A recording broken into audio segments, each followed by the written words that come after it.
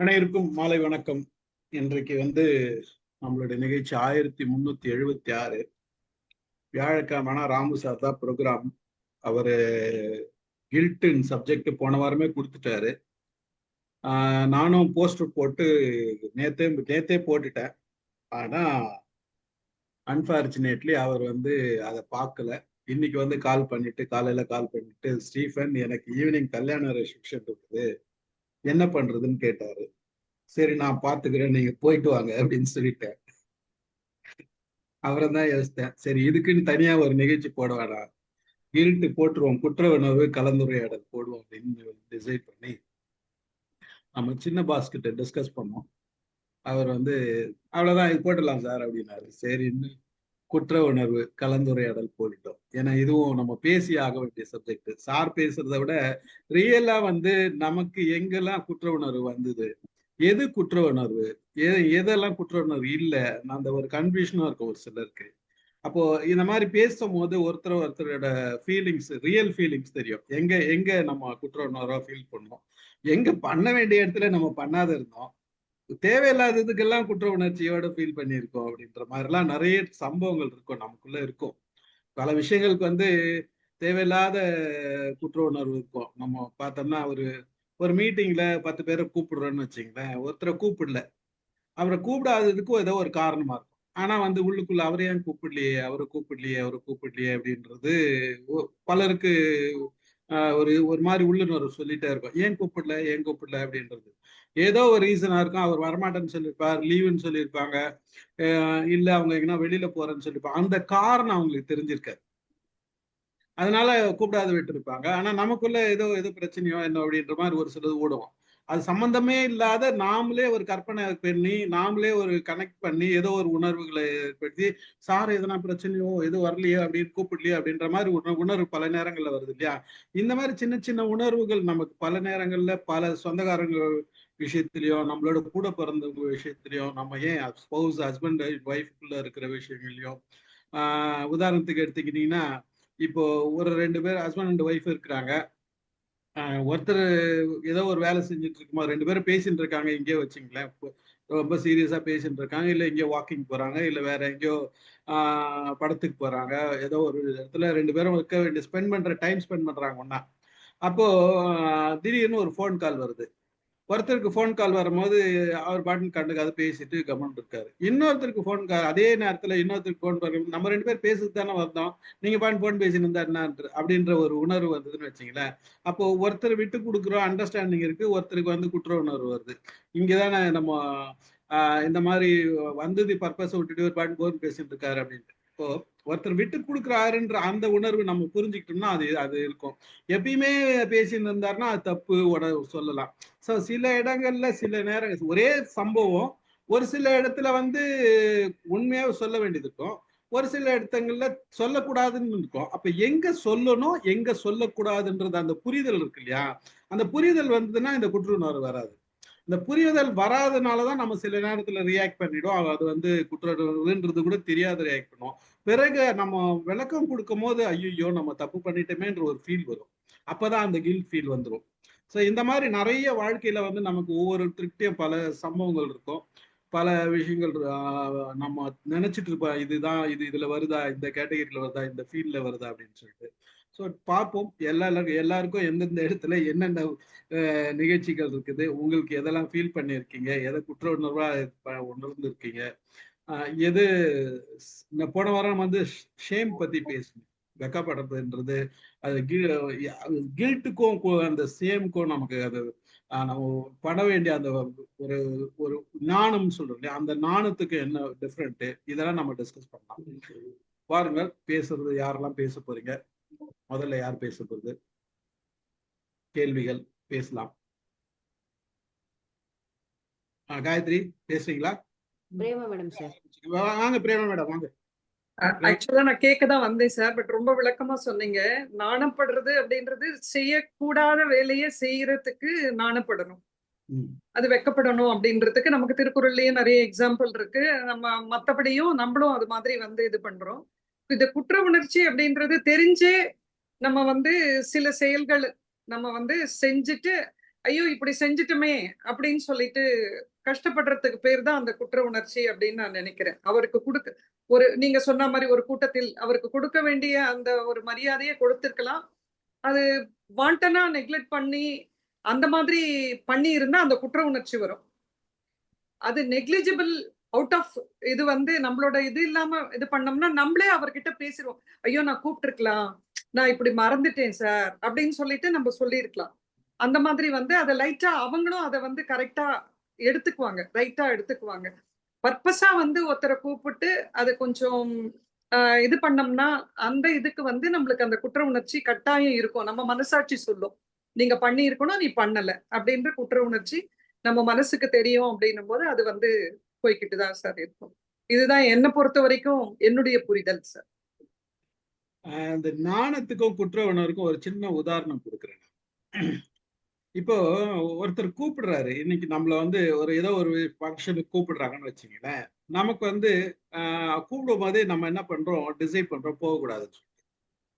ஆனா நமக்கு அவர் கூப்பிடுறவர் நமக்கு ரொம்ப வேண்டியவர், கண்டிப்பா போகணும்.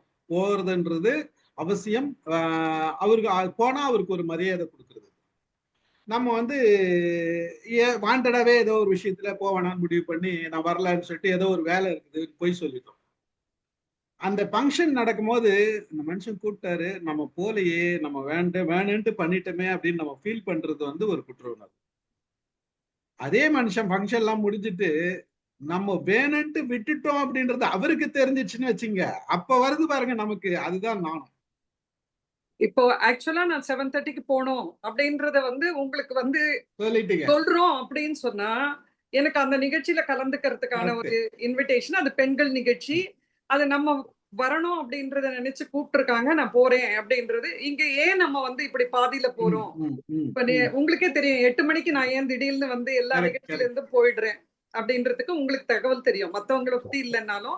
மேடம் பொறுத்த வரைக்கும், நீங்க பொறுத்த வரைக்கும் உங்களோட கம்யூனிகேஷன் எப்பவுமே கிளியரா இருக்கும். அதுல எந்த வித மாற்றமும் இருக்காது. எனக்கு தெரியும், இல்லைன்னா நீங்க போன் பண்ணிட்டு சொல்லுவேன். நான் ஜெனரல் ஒரு ஒப்பீனியன் இல்ல சார், உங்களுக்கு தகவல் சொல்றேன். அப்போ நமக்கு அந்த குற்ற உணர்ச்சி எல்லாம் வராது. யாருக்கு என்ன தெரிவிக்கணுமோ வேற விதமா நம்மள பத்தி நினைக்காத அளவுக்கு we communicate correctly, directly and பாசிட்டிவா என்ன சொல்ல முடியுமோ அதை சொல்லுவோம். அந்த மாதிரி பண்ணிக்கிறோம். இதுதான் என்ன பொறுத்த வரைக்கும் அந்த குற்ற உணர்ச்சின்றது நீங்க சொல்ற மாதிரி பர்பஸா போக கூடாது அப்படின்றத பண்ணிட்டு அதுக்கப்புறமா ஐயோ போயிருந்திருக்கலாம், அவருக்கு தெரிஞ்சிருந்ததுன்னா என்ன நினைச்சுக்கிட்டுவாரு அப்படின்றத காலத்துக்கும் அதை மறுகிக்கிட்டே இருக்கணும். அந்த ஒரு இது இருக்கு. இது ஃபேமிலில நிறைய நடக்குது, பல நேரங்கள்ல நடக்குது. அதனாலதான் அந்த விளக்கம் சொன்னேன் நானு. நிச்சயமா நிச்சயமா அந்த டிஃபரன்ஷியேட் பண்றதுக்காக தான், குற்ற உணர்வுக்கும் நாணத்துக்கும் அந்த டிஃபரன்ஷியேட் பண்றதுக்கு தான் நான் இதை சொன்னேன். மற்றபடி வேற ஒன்று. மகிழ்ச்சி மேடம், நன்றி நன்றி மேடம். வாங்க, அடுத்து யாரு பேசுறது? ஆரம்பம் சார், பேசுறீங்களா? சொல்றது வணக்கம். அதாவது இப்ப என்ன பிரச்சனைன்னா, எல்லாருமே குற்ற உணர்வுல கேமரா மூடிட்டாங்க. ஆமா, வந்துட்டாங்க. கல்யாணி சொன்ன உடனே வந்துட்டாங்க சார். அப்படி இல்ல சார், சும்மா சொன்னேன் நான். அப்படியாச்சும் கேமரா ஓபன் பண்ணா சும்மா சொன்னேன் மேடம், பண்ணுக்காக சொன்னேன் மேடம். வசந்தி மேடம் கலந்துரையாடல்ங்கிறதுனால நல்லது, கரெக்டா நீங்க சொன்னது ரைட் தான். வசந்தி மேமுக்கு மட்டும் சாரி போது, சும்மா சொன்ன போது, எனக்கு ஒண்ணும் வரல. ஏங்க நான் ஒரு உங்களுக்கு புரிஞ்சுக்குவீங்க, வசந்தி மேடம் புரிஞ்சுக்க மாட்டாங்களா? எக்ஸ்பிளைன் பண்ணாங்க. இல்ல வசந்தி மேடம் எக்ஸ்பிளனேஷன் கொடுத்தாங்க, அது சொல்ல வரேன். புரியுதுங்களா? அங்க இருந்து மைக் ஆஃப்ல இருக்கு மேடம் உங்களுக்கு. சார் இந்த டேட் பேசிட்டீங்களா? இருங்க, முதல்ல வரலாம், அது வரலாம். நான் 10 நிமிஷம் கழிச்சு வரேன் சார். நீங்க வாங்க சொல்லுங்க. எங்க வீட்டுல அவங்க சாப்பிட்டுட்டு இருந்தாங்க, அவர் சொன்னாரு வரக்கூடாது, நீ மட்டும் பேச, நான் சாப்பிட்டுட்டு இருக்கேன், அதனால தான் நான் ஆஃப் பண்ணி வச்சேன். சும்மா ஃபன்னுக்காக சொன்னேன், மற்றபடி யாரும் தவறா நினைக்க வேண்டாம். எந்த விதமான தவறுலாம் கிடையாது சார். ஒன்னும் இல்ல சார், நேற்று மீட்டிங் அட்டன் பண்ணணும்னு சொல்லி நாராயணமூர்த்தியோட நாங்க 2 பேசிட்டு இருந்தோம். ஆனா கொஞ்சம் வெளியே போயிட்டு வந்துட்டா கரெக்டா அந்த டைம் இருந்து கூட வர முடியலையேன்னு, அடடா போச்சே, மிஸ் பண்ணிட்டோம் நேத்து அப்படின்னு சொல்லி கலந்துரை சக்கரமணி சார் புக்க பந்துக்கு பேசுறாங்க. நானும் ரொம்ப ஃபீல் பண்ணேன். கலந்து பேசி கொஞ்சம் அட்டன் பண்ணியிருந்தா என்ன மாதிரி பண்ணியிருக்காங்கன்னு கொஞ்சம் கேட்டுருக்கலாமே. வெளியூர் இருந்து ஒருத்தர் நம்ம புத்தகத்தை ஆராய்ச்சி பண்ணி நம்ம சொல்லும் பொழுது என்னென்ன தகவல்லாம் வருதுங்கிறது கொஞ்சம் கேட்டுருக்கலாமே ரொம்ப ஃபீல் பண்ணேன். நைட் ரொம்ப லேட்டா இது எப்படி கம்யூனிகேட் பண்றது, மிஸ் ஆனது மிஸ் ஆகி போச்சு வந்து ரைட், எப்படியோ வந்து சார் வந்து போடுவார் வந்து, அப்புறம் வந்து நம்ம கலந்து தெரிஞ்சுக்கிடலாம் அப்படின்னு சொல்லி விட்டார். அந்த விட்டு போனதுக்கு பாத்தீங்களா வந்து நாராயணமூர்த்தி பர்பஸாவே கேட்டான், இந்த மாதிரி வந்து பகல்ல வந்து ஒரு மத்தியானம் இன்னைக்கு என்னப்பா சாயந்தரம் வருவியான்னு கேட்டான். கேட்கும்போது இல்லப்பா கட்டாயம் வருவேன் அப்படின்னு. அவட்ட கட்டாயம் வருவேன்னு சொல்லிட்டேன், ஆனா எனக்கு வந்து வர முடியாது சொல்லு, ஒரு போனா சொல்லிருக்கலாம். இல்ல வந்து சக்கரபாணி சார் வந்து அதுல வந்து கரெக்டா சொல்லுவார், நான் வந்து இன்றைக்கு நான் இங்க வெளியே போறதுனால என்னால கலந்துக்க முடியாது அப்படின்னு சொல்லி ஒரு மெசேஜ் பார்த்தோம். ஸோ எதுக்காவது ஒரு கம்யூனிகேஷன் இருந்ததுன்னா அது வந்து குற்ற உணர்ச்சியில இல்லை. கம்யூனிகேஷன் இல்லாம ரெகுலரா அட்டன் பண்றவங்க எல்லாம் வருவாங்கன்னு சொல்லி அவங்களோட எதிர்பார்த்திருப்பாங்கல்ல, அங்க இருக்கும்போது அதுதான் வந்து குற்ற உணர்ச்சின்னு நான் நினைக்கிறேன். ரெண்டாவது வந்து அதாவது ஒரு விஷயம் சொல்றேன் சார், நம்ம நிகழ்ச்சியில எந்த விதமான எக்ஸாம்பிள் எடுத்துக்காதீங்க. ஏன்னா இது வந்து நம்ம ஒரு என்டர்டைன்மெண்ட்டுக்காக பண்றோம். இது எல்லாருக்குமே நாம சொல்லிட்டு நாம் பெரும்பாலும் சொல்லிட்டு வேலை ஃபர்ஸ்ட் ஃபேமிலி, அதுல நம்மளோட வேலை ப்ரிஃபரன்ஸ் அதுதான். அதுக்கு அடுத்தது நமக்கு எதுவும் இல்லைன்னா இங்க வாங்க பண்ணணும், பிரச்சனை இல்லை, நான் தெளிவாகவே சொல்லிட்டேன். அதனால இது வந்து குற்ற உணர்வா நம்ம ஃபீல் பண்ண வேண்டிய அவசியமே இல்லை. இன்னொரு விஷயம், தொடர்ந்து வர்றவங்கள ஒவ்வொருத்தருக்கு ஒருத்தருக்கு அந்த புரிதல் இருக்கா, இவங்கெல்லாம் நம்ம எல்லாம் ரெகுலரா பாக்குறாங்க, வரலன்னா ஏதோ ஒரு ரீசன் இருக்கும் அப்படின்ற அந்த அண்டர்ஸ்டாண்டிங் எல்லாருக்குமே இருக்குது ஒருத்தர் மேல. அதனால வந்து அந்த புரிதல், இப்ப வசந்தி மேடம் வரலன்னா கூட அவங்க எதுவுமே மெசேஜ் போடலன்னா கூட தெரியும், அவங்க போட்டுருவாங்க எப்பயுமே. அதே மாதிரி பிரேமா மேடம் வரலன்னா மெசேஜ் போட்டுருவாங்க. அது வந்து ஒரு விஷயம் தான். இப்போ கேமரா வசந்தி மேடம் மூட மாட்டாங்க, இன்னைக்கு பர்பஸா மூடிட்டாங்க. நான் எதையுமே கவனிக்காத ஜோக் அடிச்சிட்டேன். இப்ப எனக்கு தான் குற்றம் கூட இருக்குது. இது ஜென்ரல், இது வந்து ஜென்ரல் தான் நமக்குள்ள பேசிக்குது. ஆனா அதை தாண்டி நம்ம யோசிக்கணும், நம்ம ஃபேமிலி கூட ஃப்ரெண்ட்ஸோட நம்மளோட வெளியில இருக்கிறவங்களோட அதை நம்ம கிளியர் பண்ணிக்கிறதுக்கு தான் இந்த செஷன். Right sir. அப்படி பாத்தீங்கன்னா இப்ப வீட்டுல வந்து இப்ப நானும் என் ஒய்ஃபும் அடிக்கடி பேசுவோம், வந்து ஏதோ பேசிட்டு இருப்போம். வந்து போன் கால் நிறைய வரும். போன் வரும்போது பாத்தீங்கன்னா சில சமயம் பாத்தீங்கன்னா டக்குன்னு வந்து உடனே வந்து நம்ம போனை எடுத்துக்கிட்டு வெளியே போனா அங்க வந்து வீட்டுல வந்து சந்தேகம் வரும். போன இதனால நான் பெரும்பாலும் இருக்கும்போது வீட்டில் இருக்கும்போது போன் எடுத்தேன்னா நான் மைக்கை ஆன் பண்ணிட்டு பேசுவோம். அப்போ வந்து எங்க இருந்து கால் வருது என்னன்னு அவங்களுக்கும் தெரியும், எனக்கும் தெரியும், பேசுற விஷயம் ஒண்ணு தெரியும். காயத்ரி நீங்க சிரிக்கிறது நல்லா தெரியுது. நான் யூஸ்வலா சொல்றது, எங்க வயசுக்கு வந்து இனிமே வந்து ஒண்ணு மறைக்கிறதுக்கோ என்னதோ ஒண்ணுமே இல்லை. ஆனா எப்ப கில்ட்டியா ஃபீல் பண்ணுவோம்னா வந்து எந்திரிச்சு நம்ம எதேச்சா இருக்கோம் சரி, ஒரு சில சமயத்துல வந்து பேசும்போது பாத்தீங்கன்னா ஒரு கால் வந்துன்னா ஈவன் நாராயணமூர்த்திட்டு இருந்தோ இல்ல வேற எவங்ககிட்ட இருந்தோ ஏதோ வரும்போது அப்போ எடுத்து அந்த பேசும்போது பாத்தீங்கன்னா யாருன்னு கேட்பாங்க வந்து, இந்த மாதிரி அப்படி யார்கிட்ட பேசுறீங்கன்னு கேட்கும்போது அதெல்லாம் ஒண்ணு இல்ல, ஃப்ரெண்ட்ஸ் தானே. ஃப்ரெண்டுனா யாரு அப்படி என்னமா இது ரொட்டீனா இருக்கதாமா வந்து பேசுறவங்க தாமா வழக்கம். அப்ப நம்ம வந்து சாருன்னு கரெக்டா வந்து நம்ம பேரை சொல்லிட்டோம்னா பிரச்சனை இல்லை. ஆனா எப்பயும் வழக்கமா பேசுறவங்க அந்த வார்த்தை கொஞ்சம் மாறி போச்சுன்னு வச்சுக்கோங்க, அப்பதான் வந்து வரும், நீங்க வந்து வேணும்னே தான் அந்த மாதிரி பேசாம இருக்கிறீங்க. சோ இது வந்து அப்படியே கேட்ச் பண்ணி பிடிச்சிக்கிறது, இது அடிக்கடி நடக்கும். அதனால இந்த பிரச்சனையே வேண்டாங்கிறதுக்காக தான் நான் எடுத்தேன். வீட்டுல இருக்க பேசும்போது நமக்கு சரியாகவும் இன்னும் ஒரு ஸ்டேஜுக்கு அப்புறம் பாத்தீங்கன்னா நல்லா கேட்கணுங்கிறத மைக் போட்டுருது, நம்ம ஏதாவது வேற வேலை பண்ணிக்கிட்டு இருப்போம், ஆன் பண்ணிட்டு பேசும்போது அப்ப பேசுற கம்யூனிகேஷன் வந்து 2 பேருக்கு அங்க இங்க வந்து மறைவு இல்லை, ஒண்ணு இல்லை. 2 பேருக்கும் பேசுற வந்து தெரிய போகுது வந்து ஒண்ணு என்ன பேசுறாங்க. அவங்க கேஷுவல் எடுத்து அவங்க வருவாங்க போவாங்க. இது குடும்பத்துக்கு கூட நாங்க வந்து எங்கேயாவது முக்கியமான கால் அப்படின்னும் போது வெளியே தெரியாம போவேன். அப்போது எந்திரிச்சு வெளியே போறோம்னு வச்சுக்கோங்க, அப்போ பர்பஸாவே நீ எனக்கு வேணும்னே நீங்க சொல்லக்கூடாதுன்றதுக்காக எந்திரிச்சு போறீங்க. அதுல அப்புறம் சொல்றேன்னா கூட அந்நேரம் கேட்கணும். அப்போ அங்க வந்து ஒரு கில்ட்டு, அது நம்ம சில சமயம் மறந்து. ரெண்டாவது ஒண்ணு ஆக்சுவலா ஞாபகம் மறதி இருக்கும் சார் நிறைய. சில சமயத்துல மறந்தே போயிரும் உண்மையிலேயே, அது சொல்லணும்னு நினைப்பே இருக்காது. ஆனா நீங்க வேணும்னே பண்ணுவீங்க.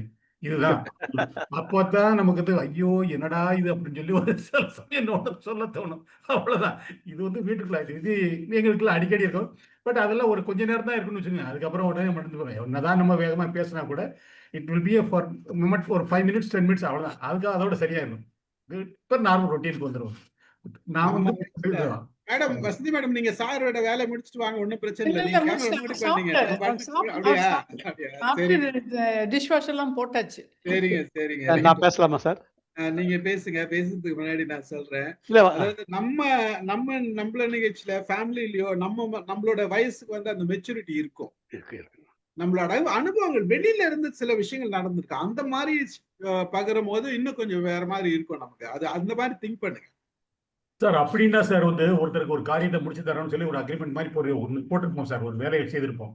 அந்த மாதிரி செய்யும் பொழுது அந்த வேலை வந்து நடக்காம போச்சு, ஆனா அவர் வந்து சொல்லிட்டே இருப்பாங்க, அவங்க ஞாபகப்படுத்திருப்பாங்க.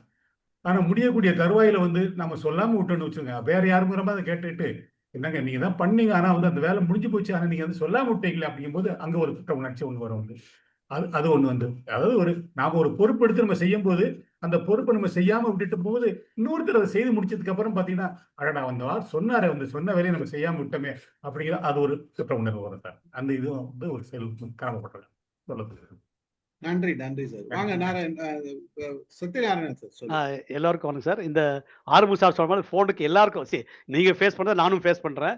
யூசுவலா என்னன்னா இதுல ஒரே ஒரு இது என்னன்னா, எங்க வீட்ல இப்ப என்ன நீங்க சொன்ன நான் உடனே என்ன பண்ணுவேன்னா, ராமலிங்கம் பேசலாம்னு சொல்லிடுவேன்.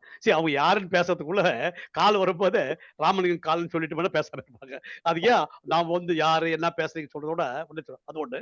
இன்னும் இந்த குற்ற உணர்வு பார்க்கும்போது பாத்தீங்கன்னா, நான் என்னோட கல்லூரியில வந்து நிறைய இந்த கான்ஃபரன்ஸ் எல்லாம் நான் ஆர்கனைஸ் பண்ணுவேன். ஆர்கனைஸ் செக்ரட்டரி நான் பண்ணிருக்கும் போது அந்த விழாக்கள்லாம் எல்லாரும் கூப்பிடுவேன். இன்விடேஷன்லாம் கூப்பிடுவேன். அதுல சில பேர் வரமாட்டாங்க. ரொம்ப நண்பர்களாக அந்த மீட்டிங் டேபிள்ல ஆப்சென்ட்ஸ் இருக்கும். அத மட்டும் இல்ல, அங்க இருக்கிற நண்பர்கள் ஏன் அவன் வரலையே, இவன் வரலையே, ராமசாமி வரலையே, ஏன் வரல அப்படின்னு சொல்லி கேட்பாங்க. அப்போ என்ன ஒரு குற்ற உணர்வு என்ன ஆகும்னா, நம்ம கூப்பிட்டோமே ஏன் சரியா கூப்பிடலையா? என்ன ரீசனா இருக்கும்? ஏதோ ஒரு தப்பு நடந்திருக்கா? அந்த மாதிரி நான் குற்ற உணர்வு நிறைய வந்து உணர்ந்திருக்கிறேன். சரி என்ன இருக்கு? ஏன் வரல அவரு? பிறகு கேட்கும் அதெல்லாம் இல்ல சத்யநாராயணன். திருப்பி நான் எனக்கு குற்றமா இருந்தது. அது என்ன ஒரு உணர்வு என்ன இருக்குன்னா, இல்ல அது மாரி ஒண்ணும் இல்ல. எனக்கு ஒரு வேலையா இருந்தது அப்படி சொல்லுவாங்க. சில சில விஷயங்கள பார்த்தீங்கன்னா, இந்த கல்யாண விஷயங்கள பார்த்தீங்கன்னா, ரிலேட்டிவ்ஸ்ல பார்க்கும்போது என்ன பிரச்சனைகள்லாம் சந்திச்சேன்னா, சில ஃபேமிலில என்ன பண்ணுவாங்க, நான் இல்ல அவன கூப்பிடக்கூடாது. அவன கூப்பிட்டா நான் வரமாட்டேன். அந்த ஃபேமிலி கூப்பிட்டா நான் வரமாட்டேன். அப்ப என்ன ஆகுது, எனக்கு வந்து உள்ளுக்குள்ள வந்து அது ரொம்ப நெருக்கமா இருக்கு. அவன கூப்பிடல கல்யாணத்துல வந்தோம்னா, அது பாருங்க அந்த கல்யாணத்துல வந்து வரலன்னு அவங்களே வர்றவங்கள யாரா இருக்கான்னு கேட்க மாட்டாங்க. ஏன் அவன் வரலையே? அந்த ஃபேமிலி வரலையே? அ வாசு ஃபேமிலி வரலையே? ஏன் வரல? அப்படின்னு கேட்கும்போது, அந்த நமக்கு ஒரு குற்ற உணர்வு வந்து இவ்வளவு அளவு பழகிட்டோமே! என்னடா ஒரு ஒரு நல்ல கல்யாணத்துக்கு, ஒரு விசேஷத்துக்கு நம்ம கூப்பிட முடியாம போச்சேன்னு சில காரணங்களால என்னால முடியல. ஆனா வந்து திருப்பி நம்ம ரொம்ப வந்து அது மாரி வந்து குற்ற உணர்வுகள் இதெல்லாம் வந்து ஒரு குற்ற உணர்வா நான் நெனைக்கிறேன். அந்த மாரி நெறைய விஷயங்கள்லாம் இருக்கு நம்ப. இது இந்த 2 தான் நான் வந்து திருப்பி நம்ம பேசலாம் எல்லா பக்கமும். இதான் குற்ற உணர்வுகள வசந்தி மேடம். நான் பேசணுமா சார்? வாங்க மேடம். அது மெயினா வந்து கில்ட்னா 2 இதுல ரொம்பவே கில்ட். ஒண்ணு வந்து என்னன்னா, கில்ட்டா ஃபீல் பண்ணது என்னன்னா, ஒண்ணுல வேலையில வந்து எங்களுக்கு எப்படி இருக்கும் அப்படின்னா, சிக் லீவ் இருக்கும், பர்சனல் லீவ், வெக்கேஷன் தனித்தனியா இருக்கும். நீங்க சிக்கா இருந்தா சிக் எடுத்துக்கணும். பர்சனல் லீவ்னா அன்னைக்கு ஒரு நாள் ஒரு வருஷத்துலயோ 2 தடவையோ அத எடுத்துக்கலாம். வெக்கேஷன் வந்து அது அக்யூமுலேட் ஆயிட்டே இருக்கும். அந்த வெக்கேஷன வச்சுக்கிட்டு தான் நாங்க இந்தியா அக்யூமுலேட் ஆயி ஆயி தான் ஒரு 3 வீக்ஸ் கிடைச்ச உடனே இந்தியாவுக்கு வரோம். ஸோ இத வந்து அந்த வெக்கேஷன்ல நடுவுல எடுத்துக்கிறதே கிடையாது. எல்லாமே சிக் லீவ்ல யூஸ் பண்ணிக்கிறது. சிக் லீவ போட்டுட்டு சிக்கா இருக்க மாட்டோம். ஆனா அன்னைக்கு வேற எங்கேயாவது போணும், எதாவது பண்ணணும்னா சிக் லீவ் போடுறது. ஆனா ஒரு உள்ளுக்குள்ள ஒரு பயம் இருந்துகிட்டே இருக்கும். என்ன யாராவது பார்த்தாங்கன்னா என்ன செய்யறது? அதுக்காக நான் அப்போ சிக் லீவ் எடுத்துக்கிட்டு மால் பக்கம்லாம் சுத்தக்கூடாது. அதுக்கப்புறம் வந்து யாராவது வந்தாங்க, யாராவது எங்க வீட்லருந்து யாராவது வந்தாங்க வச்சுங்களேன், அப்ப நான் சிக் லீவ் போட்டு போனேன்னா, நான் மெயினா சொல்லிடுவேன். இந்த பாரு மாலுக்கு வரலன்னா, நான் வந்து அ எங்கெல்லாம் எங்க மனுஷங்க இருக்க மாட்டாங்களோ அப்படின்னு நினைக்கிறேனோ, அங்க போலாம் அப்படின்னு சொல்லிட்டு. அவங்கலாம் வேணும்னே கிண்டல் பண்ணுவாங்க. பாரு உன்னோட ப்ரோகிராம் டைரக்டர் நிக்கிறார் போல இருக்கே அப்படிலாம் சொல்லுவாங்க. ஸோ இது வந்து இது வந்து அக் கா ஆனா என்னைக்குமே நான் அமுட்டது கிடையாது. ஆனா வந்து இது கான்ஷியஸா அப்புறம் என் பையனுக்கு சிக்கானா நான் சிக் லீவ் போட்டா தான் அவன பார்த்துக்க முடியும். அப்புறம் தான் எல்லா வெக்கேஷனையும் சேவ் பண்ணிட்டு இங்க வந்து சேருவோம். ஸோ இது வந்து ரொம்ப நாள் நான் நெறைய ஃபீல் பண்ணது. ம் நான் ஒரு தடவ என் பையன்ட்ட சொன்னேன், நான் வந்து இந்தியாவுக்கு போவேன். இந்தியாவுக்கு போயிட்டு திரும்பி வருவேன். வந்து அம் நான் வேல பார்க்க வேண்டாம். வந்த உடனே நான் ரிலாக்ஸ்டா இருப்பேன். அந்த நாள் வரும். அப்படின்னு சொல்லிட்டே இருப்பேன். ஏன்னா இங்கேருந்து போன உடனே வேலைக்கு நெக்ஸ்ட் டே போணும். அது ரொம்ப கஷ்டமா இருக்கும். ஜெட் லேக் வரும் அப்படியே போவோமா? ஸோ இது வந்து ரொம்பவே சொல்லணும்னு நெனச்சேன். இன்னொன்னு வந்து என்ன அப்படின்னா, நம்ம கல்ச்சர வந்து நான் புரிஞ்சுக்கிட்டது லேட். American culture. அப்ப வந்து அந்த கல்ச்சர புரிஞ்சுக்கும்போது, அவங்க எவ்வளவு சென்சிட்டிவா இருக்கிறாங்க சில விஷயத்துல. அ சில விஷயத்த நம்ம டச்சே பண்ணக்கூடாது. அப்படிங்கிறதெல்லாம் வந்து அவங்க கூட பழக பழக தான் நமக்கு தெரியும். ஆ முதல்ல வந்து நம்ம வந்து ரொம்ப மத்தவங்கள கிண்டல் பண்றாப்புல அவங்கள கிண்டல் பண்ண முடியாது. சில சமயம் ஈஸியா எடுத்துக்குவாங்க. சில சமயம் அவங்க ரொம்ப ஹார்ஷா எடுத்துக்குவாங்க. ஸோ அந்த மாரி இருக்கும்போது, நமக்கு வந்து அந்த கில்ட் எனக்கு இன்னும் ஒரே ஒரு தடவ நான் வந்து என்னோட ரொம்ப ரொம்ப க்ளோஸ் ஃப்ரெண்ட் அவரு. நாங்க 2 பேரும் நெறைய வருஷம் ஒண்ணாவே வேலை செஞ்சிருக்கோம். அவர் கீழ நான் வந்து ஒர்க் பண்ணியிருக்கிறேன். எனக்கு நெறைய நாளா வந்து அவர் கேன்னு தெரியாது. ஆனா நான் வந்து கிண்டல் பண்ண ஆரம்பிச்சுட்டேன். அவர் அவரையே கிண்டல் பண்ண அவருக்கு தெரிஞ்சிட்டு நான் ஒரு நாள் வந்து அவர் தெரியாமல் அவர் டக்குன்னு வாயிலேருந்து வந்துருச்சு எனக்கு. அவரோட ஷர்ட் வந்து இங்கு பட்டுருச்சு. நாங்கள் எல்லாம் மீட்டிங் போகிறோம், எல்லாரும் ஸ்பிக் அண்ட் பேன் அவ்வளோ நீட்டாக ட்ரெஸ் பண்ணிட்டு இருக்கிறோம். அவர் வந்து சொன்னார், ஐயோ என்னோட ஷர்ட்டில் பட்டுருச்சு அப்படின்னோடனே எங்கள் கூட இன்னொரு ஒரு லேடி இருந்தாங்க. அவங்க வந்து எடுத்துருங்க, நான் வந்து லேசாக வாஷ் பண்ணி கொடுக்குறேன் அப்படின்னா. நான் வந்து அப்படியே பிளர்ட் பண்ணிட்டேன், you need a girl to do this right அப்படின்னா உடனே அவ்வளோதான். அந்த ஒரு வார்த்தை நான் சொன்னேன். Okay, you need a girl to do this right அப்படின்னேன். அவங்க முகம் அப்படியே செவந்து போயிடுச்சு அவருக்கு. அதுக்கப்புறம் வந்து I cannot believe you said this அப்படின்னாரு. நான் இம்மீடியட்டாக நான் வந்து இது பண்ணிட்டேன், சென்சிட்டிவ் இஷ்யூ நான் டச் பண்ணிட்டேன் அப்படின்ட்டு. அதுக்கப்புறம் நான் ரொம்ப அப்பாலஜைஸ் பண்ணேன் அவர்கிட்ட. Sorry, I didn't mean to hurt you அப்படிலாம். ஆனால் அவர் வந்து சமாதானமே ஆகலை. அப்புறம் வந்து ஒரு 2-3 நாள் கழித்து நான் சொன்னேன், வாங்க நம்ம வந்து டின்னருக்கு போகலாம் அப்படின்னு கூப்பிட்டு போனேன். கூப்பிட்டு போயிட்டு நான் வந்து சொன்னேன், என் கல்ச்சரலாக இப்போ தான் நான் புரிய ஆரம்பிச்சிருக்கேன் எனக்கு. அதனால தான் அந்த வார்த்தை வந்துருச்சு என்கிட்ட இருந்து. ஐ ஹோப் யூ அண்டர்ஸ்டாண்ட் அப்படிலாம் சொன்னோன்னா அதுக்கப்புறம் he got all right. Okay, இப்போவும் ரொம்ப ஃப்ரெண்ட்ஸ் நாங்கள். என்னன்னா என்னோட பர்த்டே வந்து January 10th, அவருக்கு வந்து January 21st. ஸோ அவர் என்ன பிக் சிஸ்டர் தான் கூடுவார். ஒரே வருஷம், நாங்கள் 2 பேரும் ஒரே வருஷம். நல்லா ரொம்ப ரொம்ப நல்லவர், ரொம்ப அந்த ஹோல் அந்த அதர் சைடை புரிஞ்சுக்கிறதுக்கு ரொம்ப நாள் ஆச்சு எனக்கு. அதர் சைடை பற்றியோ அவங்களோட எவ்வளோ சென்சிட்டிவாக இருக்கிறாங்க, அது என்னது அப்படிங்கிறத புரிஞ்சுக்கிறதுக்கே எனக்கு ரொம்ப நாள் ஆச்சு. அவங்கள எங்கே நம்ம தொடக்கூடாது, எங்கே நம்ம பேசலாம், எந்த தூரம் நம்ம போகலாம், எந்த டிஸ்டன்ஸ் மட்டும் நம்ம ஊர் மாதிரி கிண்டல் பண்ண முடியாது, நம்ம ஊர் மாதிரி நீங்கள் டக்குன்னு பண்ணிட முடியாது அப்படிங்கிற அந்த புரிதல் வந்து அந்த கில்ட் ஃபீலிங் இன்னும் நினச்சா கூட அவர் நினச்சா கூட அன்றைக்கி சொல்லியிருக்கக்கூடாது அப்படின்னு நினைப்பேன் நான். அந்த மாதிரி பேசியிருக்கக்கூடாதுண்ணா அப்படின்ட்டு. ஆனால் இது வந்து நடக்குது. ஆனால் அப்பாலஜைஸ் பண்ணி சரியாக போயிடுச்சு. அதனால் இது குட் எக்ஸாம்பிள். ஆக்சுவலாக நீங்கள் சொன்னது வந்து ஒரு ரியல் எக்ஸாம்பிள். அதாவது ஒரு சென்சிட்டிவான இஷ்யூ கிராஸ் கல்ச்சரில் நம்ம இருக்கும் போது இந்த கிராஸ் கல்ச்சர் அண்டர்ஸ்டாண்டிங்ன்றது வந்து நமக்கு புரியுது. இது நமக்கு புரியலன்றது அவருக்கு புரியாது. ஆமா, அவங்களுக்கு புரியாது. அதான் பிரச்சனை. நமக்கு புரியாததான் சொல்லியிருப்போம். ஆனா இது சென்சிட்டிவ் இஷ்யூன்றதுனால அவங்களுக்கு வந்து அவங்க வேணான்னு சொல்லிட்டாங்கன்ற மாதிரி தான் தெரியுமே தவிர நமக்கு புரிஞ்சு சொன்னமா புரியாத சொன்னமான்றது அவங்களுக்கு புரியாது. ஆக இது நடக்கும். இது வெளியில போகும்போது அங்க இருக்கும்போது இதெல்லாம் நடக்கும். வசந்தி மேம், இது மாதிரி நம்ம ஊர்ல கூட தானே மேம் சொல்லக்கூடாது, நம்ம சைட்லயும் அதே தானே. இல்ல, நம்ம ஊர்ல அது பெருசா எடுத்துக்க மாட்டாங்க. இது அவ்வளவு அளவுக்கு சென்சிட்டிவா ஃபீல் பண்ண மாட்டாங்க. அங்க பட் ரொம்ப சென்சிட்டிவ். நீங்க உங்க கூட வேலை பாக்குறாங்கல்ல, சரி, நீங்க கூட வேலை பார்க்கும்போது அந்த இடத்துல வந்து நம்ம சொல்லிட்டோம் வச்சுங்களேன். அதுதான் நான் தப்புன்னு தான் சொல்றேன், இங்கேயும் சொல்லக்கூடாதுன்னு தான் நான் சொல்றேன். இல்ல, இங்க வந்து அவ்வளவு பெரிய ரொம்ப அதாவது பெருசா ஒரு சிலர் கண்டுக்காத போயிடுவாங்க, ஒரு சிலர் அதை பெருசா எடுத்துக்க மாட்டாங்க. வெரி ரேர் கேஸ் தான். பட் அங்க எல்லாருக்கும் எடுத்துக்க அவங்க சென்சிட்டிவா அவங்க எடுத்தது எனக்கு ஹர்ட் ஆச்சு. ஆமாமா, இப்போ வந்து சாதாரணமா எடுத்துட்டு போயிருந்தாங்கன்னா, ஏதோ கிண்டல் சொல்றா அப்படின்னு எடுத்துட்டு போயிருந்தாங்கன்னா அது எனக்கு ஹர்ட் ஆயிருந்திருக்காதுல்ல. ஒரு ஹர்ட் ஆயிட்டாருங்கிறது எனக்கு ஹர்ட் ஆயிடுச்சு. கண்டிப்பா. அதனால தான் அதுதான் ரியல் குற்ற உணர்வு. அதுதான் கில்ட். அதுதான் என்னோட குற்ற உணர்வு. நீங்க ஃபர்ஸ்ட் ஒன்னு சொன்னீங்கல்ல, அந்த லீவ் சம்பந்தமா, அது ஒரு பாப்புலர் ஜோக் இல்ல, இந்த ஸ்டூடெண்ட் சைடுல இருந்து எத்தனை பாட்டியடா கொல்லுவ நீ அவனுக்கு லீவ் வேணுங்கிறதுக்கு. My grandmother passed away. இங்க வந்து நான் பல நேரம் வந்து மெடிக்கல் லீவ் எடுத்திருக்கேன். கவர்மெண்ட் டாக்டர் தான் கையெழுத்து போட்டு கொடுப்பாரு, கவர்மெண்ட் சர்டிபிகேட்டை கொடுத்துக்கிறேன் பல நேரங்கள்ல. ஆனா வந்து கொஞ்சம் கூட கில்ட் ஃபீல்லாம் கிடையாது. இது எல்லாரும் செய்யறது, நாமளும் செய்யறோம். அப்படி தவிர பல தடவை செஞ்சா அது ரைட் ஆயிடும். அதுதான். ரொம்ப நன்றி. நம்ம திருப்பி வேலைக்கு போகும்போது சார் நம்ம சேடா சிக்கா இருக்கோம்ல, அதுதான் கஷ்டம். நம்ம ஹாப்பியா போக முடியாது. ஏன்னா வந்து நீ சிக்கால இருந்த லுக் சோ பப்ளி. அதுதான் பெரிய கஷ்டம். அன்னைக்கு சேடா தான் இருக்கணும். அதுக்கு அடுத்த நாள் சரியாயிருவீங்க.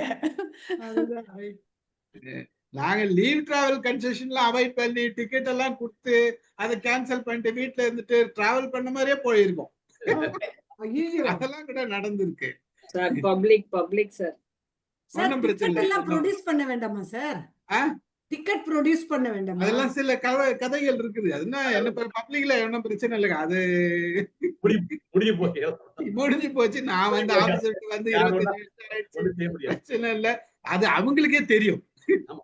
எல்லாம் விஷயம் சார் என்னன்னா அதுக்கு தான் அவங்களுக்கு sir 2 variety. Leave travel allowance, leave travel concession. So அது வேற அது வேற இருக்கு. அலவன்ஸ்ங்கும்போது அது ஜஸ்ட் லைக் தட் வாங்கிக்கலாமா? Only thing is tax you have to pay. It depends upon the office. அதுதான் சொல்றேன். அதுக்கப்புறம் என்ன Private பண்ணாங்க, ல. எங்களுக்கு என்ன பண்ணாங்க, கன்சல்டேட்டா ஒரு அமௌண்ட் கொடுத்தாங்க. நீ ஆ.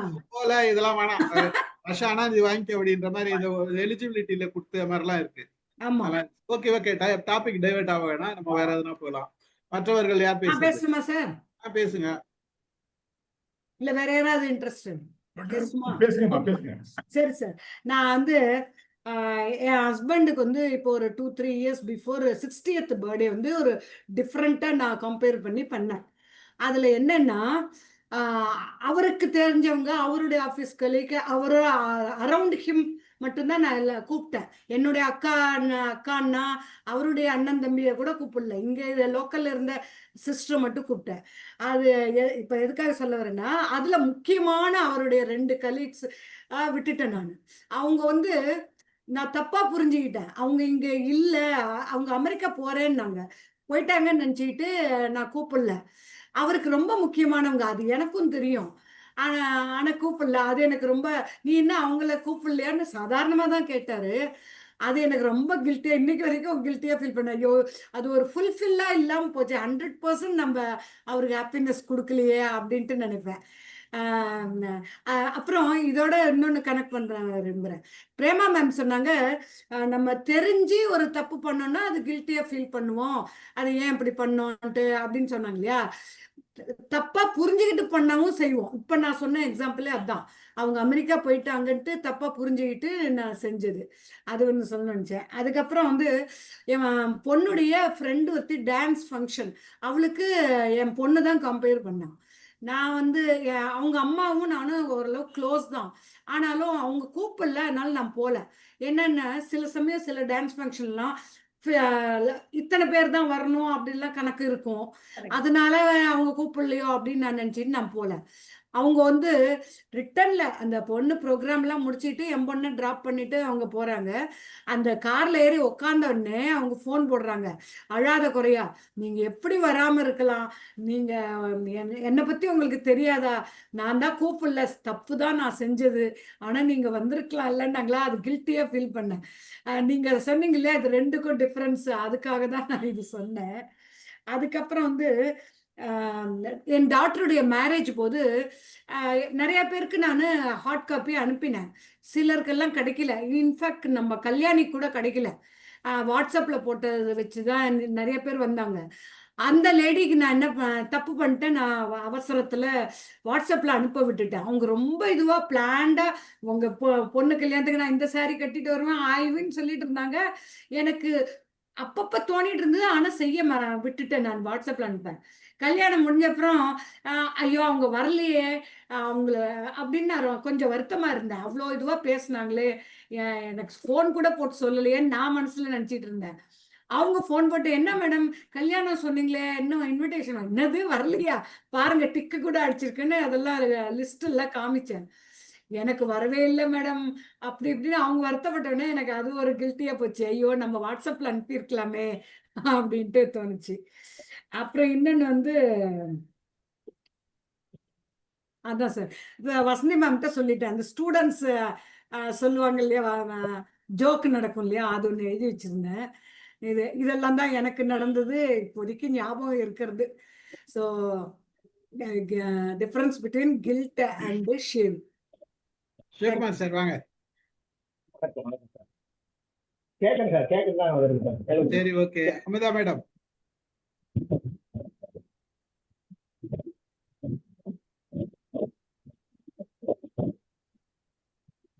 மைக் ஆன் பண்ண மேடம். வணக்கம் சார். வணக்கம் வணக்கம், வாங்க. நீங்க வந்து இன்னொரு தடவை எனக்கு அந்த தலைப்பை எல்லாரும் பேசினதை கேட்டாங்க, இருந்தாலும் நீங்க எதற்காக அந்த தலைப்பு கொடுத்தீங்க அப்படின்னு ஒரே ஒரு தடவை எனக்காக சொல்லுங்களேன். இன்னைக்கு ஒரு நாள் வீடியோ போடணும்னு நினைக்கிறீங்க, இன்னைக்கு வீடியோ போட முடியாத போயிடுச்சு. நைட்டு பூரா தூக்கமே வரல. ஐயோயோ இன்னைக்கு போடலையே பெரிய இன்னும் குற்றம் செஞ்சிட்ட மாதிரி குற்ற உணர்வுலயே ஃபீல் பண்றீங்கன்னு வச்சுங்க. ஆ, இல்லையா? அது தேவையா? அது தேவையில்லை. அப்போ அது ஒரு வகையான குற்ற உணர்வு. சரிங்க சார். ஓகேவா? உங்க ஆ. வீட்டுக்கு இப்ப நான் வரேன், என்ன கூப்பிட்டீங்க. ஆ, கல்யாணி மேடம் கூப்பிட்டீங்க. ஆ, வசந்தி மேடம் ஊர்ல தான் இருக்கிறாங்க, அவங்களை கூப்பிடாது விட்டீங்க. ஆ. நாங்க வந்து ஏன் வசந்தி மேடம் கூப்பிடலன்னு கேக்குறேன். ம்.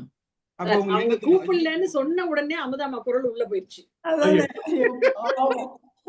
அப்புறம் தானே நீங்க மத்தத பேசுவீங்க. சார், ஆ, இன்னொரு வசந்தமாவை live example கூப்பிடலன்னு எல்லாம் சொன்ன கொடுக்காதீங்க அடுத்த சார். நிமிஷம் அமுதாமா குரல் அப்படியே அதிர்ச்சியில உள்ள போயிடுச்சு. ஆமா. இல்ல அவர் பேசிட்டோம் அமுதா மேடத்தை பத்தி பேசிட்டோம். ஆ, சொல்லுங்க சார். இல்ல அப்ப வருது இல்ல ஃபீல் வருது இல்ல, ஐயோ நம்ம கூப்பிடலையே அப்படின்ற ஒரு ஃபீல் வருது இல்ல.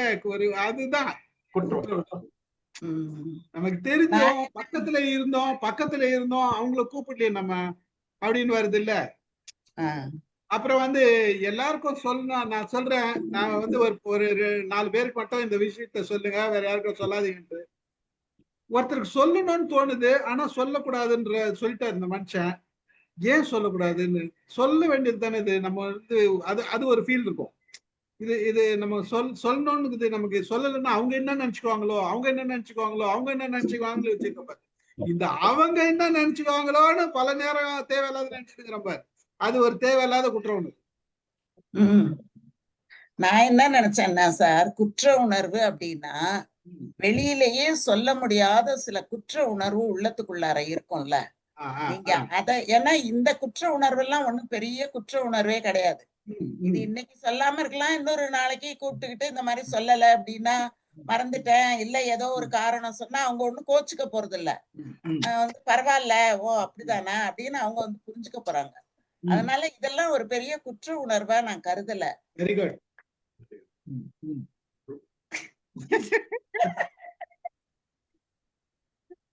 நீங்க சொல்ல வந்தது இல்லை சார், அமுதா மேடம் சொல்றது நான் ஒத்துக்கிறேன் சார். அதுதான் சார் நான் கரெக்ட். சரி சொல்லுங்க. அமுதா மேடம் பீடிகை பலமா இருக்கு. இல்ல இல்ல என்னம்மா? வாங்க பீடிகை இப்பதான் பலமா இருக்கு. உங்க குற்ற உணர்வு என்னன்னு கேட்கணும். வாங்க சொல்லுங்க. குற்ற உணர்வை நான் வெளியில சொல்ல முடியாத குற்ற உணர்வுகள் எனக்குள்ள இருக்கு சார். ஆனா அதை வந்து பகிர்ந்து கொள்ள முடியாது. சரி. பகிர்ந்துகிட்டோம் அப்படின்னா அது வந்து வெளிப்படையா மாறி போயிடும். அதை வேணும்னா நம்ம எடுத்து போடுறதுக்கு முயலலாம், அவ்வளவுதானே தவிர மற்றபடி அதை வந்து வெளியில சொல்லணும் அப்படிங்கிற அளவுக்கான சில விஷயங்கள் இருக்குது. அது வந்து உள்ளத்துக்குள்ளார ஒரு குற்றமாவே தான் இருக்குது. ஆனா அதை வந்து சொல்ல முடியல. இதெல்லாம் சாதாரண ஒரு குற்றங்கள். போற போக்குல ஒரு நெறிஞ்சு முள்ளு குத்துற மாதிரி. இத சும்மா ஒரு தட்டுனோம்னா அது போயிடும். அதனால அது ஒண்ணும் பெரிய பாதிப்பை கொடுக்கும் அப்படின்னு நான் நினைக்கல. இததான் சார் நான் வந்து கருதினேன் நீங்க சொல்லும்போது. இல்ல நீங்க சொல்ல வர செய்தி உண்மையான குற்ற உணர்வு. அதாவது நீங்க என்ன சொல்ல வரீங்கன்னா, இப்போ ஒரு புதுசா ஒரு தம்பதியர் கல்யாணம் பண்ணிக்கிறாங்க. ஏதோ ஒரு விஷயத்த வந்து அவங்க சொல்ல முடியாத ஹஸ்பண்ட் ஒய்ஃபோ யாரோ ஒரு விஷயத்த சொல்ல முடியாத தவிக்கிறாங்க. சொன்னா பிரச்சனை வந்துடும். சொல்லலைனாலும் மனசு குறுக்குறுன்னு உறுத்திக்கிட்டே இருக்குது. அப்ப அந்த குற்ற உணர்வு லைஃப் பூரா இருக்குது இல்ல. அது வந்து காலத்தினால கொஞ்சம் கொஞ்சமா மாறினாதான் அது மாறும். மாறாத நம்ம உள்ளுக்குள்ளே வச்சிருந்தா அது மிகப்பெரிய கில்ட் ஃபீல். அதுதான் நம்மளோட மனவியாதிக்கு கொண்டு போறது.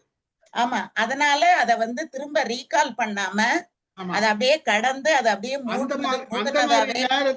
அந்த மாதிரி நேரத்துல நாம வந்து ஒரு 3வது மனுஷங்கிட்ட உதவி கேட்கலாம். நான் வந்து இந்த மாதிரி தப்பு செஞ்சுட்டேன், ஆனா அது எங்க வீட்டுக்காரர்கிட்ட சொல்லணும், இல்ல என் ஒய்ஃப் கிட்ட சொல்லணும், அந்த மாதிரி ஒரு விஷயத்த நான் சொல்ல முடியல அப்படின்றப்போ ஒரு 3வது மனுஷன் சைக்காலஜிஸ்ட் கிட்ட சொல்லும் போது என்ன ஆகுன்னா, இல்ல ஜென்ரலா ஒரு நல்ல ஒரு வெளிப்படையான ஆளுகிட்ட ஒரு நெருங்கிய நண்பரா இருக்கக்கூடாது, அவர் குடும்பத்தை சார்ந்தவரா இருக்கக்கூடாது, ஒரு 3வது ஆளா இருக்கணும், ஆனா நம்பிக்கை உள்ளவரா இருக்கிறவங்க கிட்ட சொன்னோம்னா அவங்க அதுக்கு உரிய விஷயம் சொல்லும் போது அந்த மனசு ஆறுதல் அடையும். இத சொல்லும் போது எனக்கு ஒரு நினைவு சார், கொஞ்ச நேரம் நான் எடுத்துக்கலாமா இல்ல தாராளமா எடுத்துக்கலாம். நான் ஒரு தடவை ரயில்ல ஸ்கூலுக்கு போகிற ஒரு சமயத்துல ஒருத்தவங்கள நான் பார்த்தேன் சார். அந்த அம்மா என்ன சொல்வாங்கன்னா, ஒரு நாளைக்கு ஒரு கம்பார்ட்மெண்ட்ல உட்காருவாங்க, தொடர்ந்து நம்மளோட எல்லாம் வரமாட்டாங்க. அவங்க ஒரு தடவை நிறைய சொன்னாங்க என்கிட்ட.